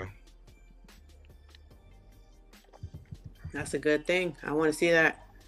But we don't have a lot of translation going on, so it's not going to be that exciting. But it's just good to see that it's happening, and then they have a date. I didn't know they had a date. Yes. Let me go right here. I do not see it on his box rate yet. But let me see. Is anybody else fight on their box rate yet? Just go to YouTube Top Ranks page, and you'll see the press conference is scheduled for tomorrow. Okay, cool. I'm pulling it up right now. What's up? Well, I'm pulling it up. Pittsburgh T, what up? So what's up? How's it sound, Mark? You can hear me? Perfect. Go ahead. Talk to me, bro. Hey, man, listen, actually, this car coming up, man. I've been listening to y'all cook, man, in and out. And I did the Patreon. It was pretty quick. I mean, that thing took less than 2 minutes to do the Patreon. I've been meaning to do it. Just haven't freaking do it for whatever reason. Man, fuck with me, man. Y'all already know the way I've been giving it a pause for the last year, man. I ain't just gonna steal your money, man. If I tell you sign up for some exclusive content, I'm gonna flood it. You know what I'm saying? Like I've been doing. So yeah, it's a pretty painless process. I mean, it's just remember to do it. And the biggest thing is we can say like what you want to say. It ain't no, hey man, I don't know, man. You know, we don't supposed to say that. You know? Or I can't show certain things, or I can't react to certain things. So like Devin the Dude, do what the fuck you wanna do. Man. Yeah, when I do that reaction and show a nigga get his head blown off, I want to show the nigga head getting blown off right there on camera. I don't want to see it. Hey, look, Foodie, skip that video. That's gonna be on the Patreon. When I do those reactions, I'm showing it all. So it's like like they got less guidelines and stuff for you to do stuff, basically. Yeah. They don't fuck with me as much. Some people are going to But they are. That's what I'm about to say. Now, if you're showing shit, anything that's showing pussy though, you're like,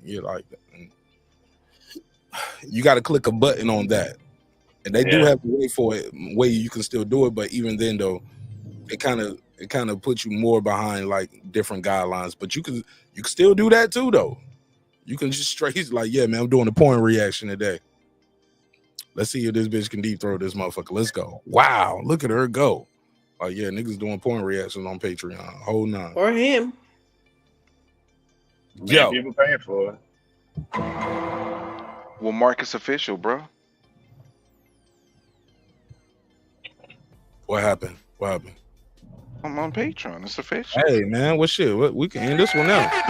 Everybody up here on Patreon, y'all got final thoughts? Let's make this last part of Patreon episode. Let's go. Final thoughts. I got a quick thought. Join Patreon. I'm out. $5 a month. No, but real talk though, what you think about this? Are the Saudis gonna save boxing, bro? Nah, they're gonna pick and choose fights that they wanna do like they've exclusively done. Because like the thing with the Saudis, they got so much. I think they just got so much money. It's hard for them to be interested in shit like that. Because they did the golf shit like that. They devolved golf into making them make a partnership where they had and took all. Like if they want to, they'll devolve it. I don't know if y'all know the events that happened with the golf shit. They had that live shit, real short summary. They had live golf where they was going and paying like the professional players more money than they was gonna make in the PGA.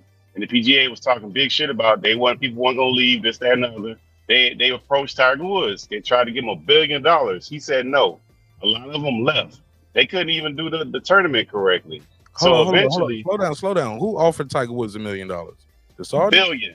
The Saudis. They had something called the live golf.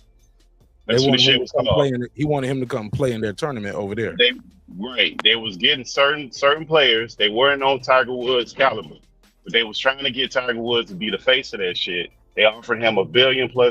He said no, out of principle. He wouldn't go. But a lot of those other younger players and marginal players, a lot of them left. So that golf, what happened is when they tried to have that tournament, it wasn't the same shit because a lot of the guys was gone. Even if you had Tiger Woods and some of the top guys, it had an effect to a point where the PGA had to go ahead and make a partnership with them. They had no choice. If I was Tiger, I'd have took that motherfucking $1 billion. Did he say billion with a B? I thought he said a B.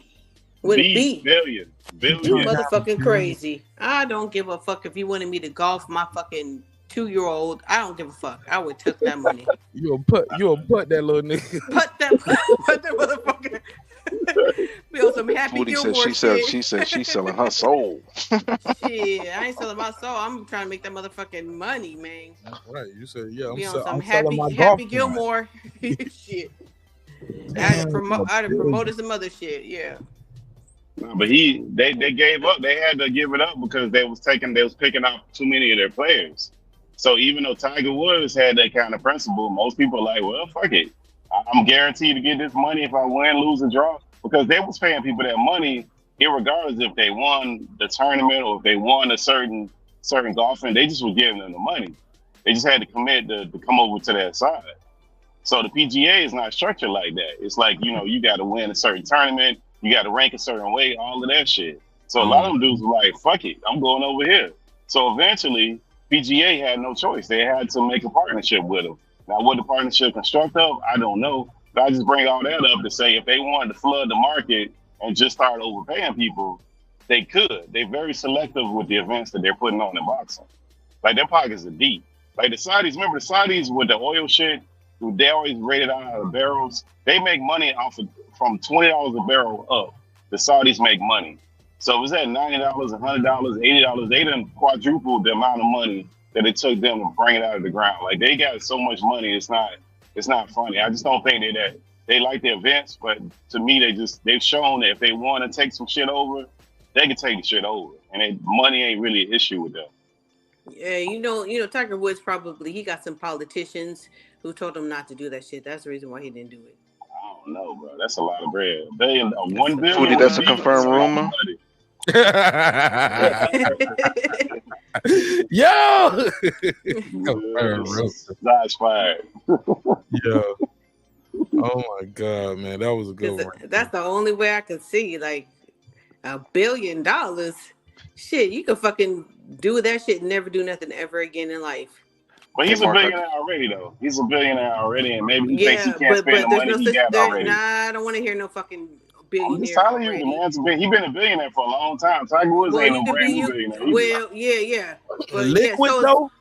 Yeah, It's yeah, a but billionaire so is limit. Mark Zuckerberg, and so is all them other billionaires. They still trying to make money. Yeah, they keep making billions. Jerry Right. Jones, all of them, right? Ain't But he nobody wasn't been going like, against the bread that was I've buttering. made enough money. There's no such thing as I've made enough money. Fuck that shit. But that was the bread. The thing is, PJ was the bread. His buttered his bread, so he stayed loyal to who Well, buttered they his ain't bread. buttering He his get him that bread that. billion. They ain't And buttering he's his not bread a that well. ruthless. Shit. He's not That a bread ruthless is ass businessman. bread is Those stale. other people in the business, they ruthless as fuck. Like Zuckerberg, the dude Bezos, like those some ruthless motherfuckers, bro. That's not The nigga, the like nice you guy. ain't have to do that. Well, you know who else is ruthless? That bitch that went upside of Tiger Woods' head with that motherfucking golf club. Oh yeah, His ex-wife. She got it. Yeah. She got it. She He ruthless still as a paid though. He motherfucker. got that money back real quick though. That ain't. Well, I'd have got some more money just because of that. On the strength of that, like fuck that shit. Like y'all don't Hey, like did you- women over there? Hell yeah, I'm over there. Shit, $1 billion You see? income. Hey, Mark, you see the confirmed rumor I sent you? No, I'm setting up the Patreon live stream. Oh, no bro. doubt. Yeah, I text you though. You'll see it. 'Cause it's actually in 9 hours. The Tyson Fury Alexander Usyk kickoff press conference is Oh in 9 man, hours. look, we're gonna chop it up. Let's talk about it. Let me Yeah, setting it up right yeah. now. Confirmed rumors. Hey, and what you got a page you go to get these rumors from, Brown man? Where you be getting these rumors from, bro? Foodie, you gonna miss it. I got You it from gonna miss Top Rank Okay. on Top Rank's It YouTube. ain't gonna be a long one, Foodie. It ain't gonna be that long. Just a couple minutes. Fuck with Are it. you sure? Because I gotta go to work. Yeah. What time you gotta go? I gotta be up at 5, and it's 12:38. No, it ain't. I ain't gonna keep you that long, Foodie. You can just fade. You can just fade to black. I go to school. I just need to- All right. Well, if you twist my arm and my hair, Whoa. What's going on over here? Twisting hair? I don't know. we're not taking applications for you. Girl, you was blind on everything, man. You just straight blind on everything, bro. What? Say what? He's You used to blind on rejection. everything, man. That shouldn't bother Oh him. man, He I said he ain't used to tripping. rejection.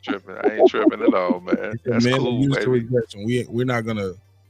What do you say? What do you say? Men What do you Men say? take rejection much Men are better used than to women getting do. no, on the surface, like initial relationship wise, no. But on the surface, for introduction wise, yes, because men are used to being told no. But I mean, there's a lot of goofies out there though. So I guess that A kind of whole kills. lot of them, like Yeah. Nah, space Men worth. are programmed to take rejection a bit better. I mean, I know what. But Now, men how they are take the also programming, who knows Watch if out, they're watch out, adult, that's a Pittsburgh. You different about to thing. get some All right. pushback. No, but but the way both of they you are right. but the Like way as they a kid, take they are. rejection, the way No, but certain as a men take kid, rejection. no, but I mean, like as a child, is the way we raise our children. We program like boys and girls. Like I got all girls, right? So I remember my girls following me, running over there. Oh, you okay? Da, da, da. My nephew came over there, and me and brother sitting there talking. He fell down, like he fell and knocked his he knocked his damn brains out or something. I don't know. My wife runs over there, and we talking, and we picked him up, burst him up. Man, get up, go on about your like. We just then the whole like.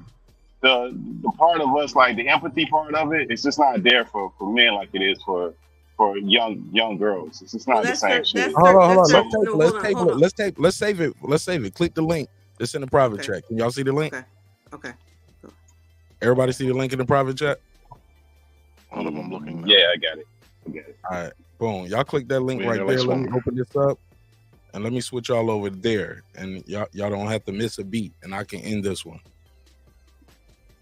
Ta-down. All right, and I'll count y'all off as y'all over there. When y'all pull up, just mute your mic so I don't hear y'all while I'm closing it out over here. And I'm going to change the setting over here. Okay, that's Foodie. Boop. And I'll change the setting over here. So y'all should see a red t-shirt when y'all pull over there. Or a t-shirt, whatever color. Click the wrong button. Pittsburgh T, there you go.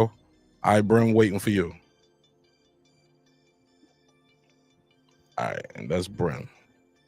All right, and I'm gonna click y'all off the screen over here. So boom, bye. All right, it's been another great episode of Breaking Beats, where we break down business, entertainment, art, technology, sports, and anything else you and I feel like talking about. We're gonna keep chopping it up for a little bit over here on the Patreon side of the game. If you want to support the show in a major way, man, sign up for Patreon. It's the same as members only, but it's a little better. Also, we're gonna have the Discord connected over there as well, so you can chop it up with us. But thank you for your time. Thank you for your energy. Thank you for allowing me the opportunity to entertain you. Always remember, dreams require sleep. Goals require your effort. Go out there and get your goals. I'm on to the next episode. Respect is free. Disrespect gonna cost you everything. Your family, your freedom, your finances, most importantly, your life. So let's show each other love. Let's show each other respect. And if not, shit, we'll figure out a way.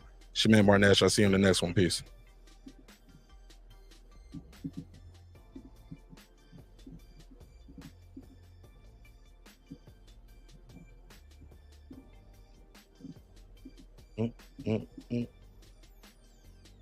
I clicked the wrong button. Man, I don't fuck around and click the wrong button. All right, what's up, y'all? All right, what's up, y'all? I clicked the wrong button over there.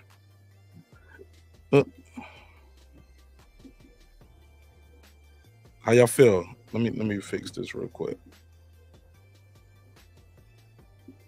Can y'all hear me? Ladies and gentlemen, can y'all hear me? All right, cool. Damn, man, I was supposed to put the Patreon link. I think I put the fucking unlisted link in. I'm gonna make the video private that I just did, so can't nobody get it.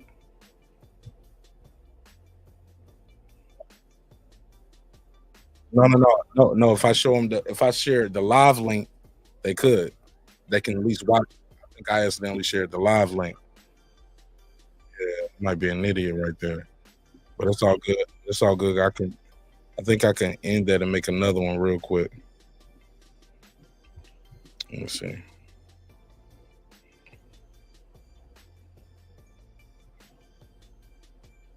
Fuck. Cause I know them niggas.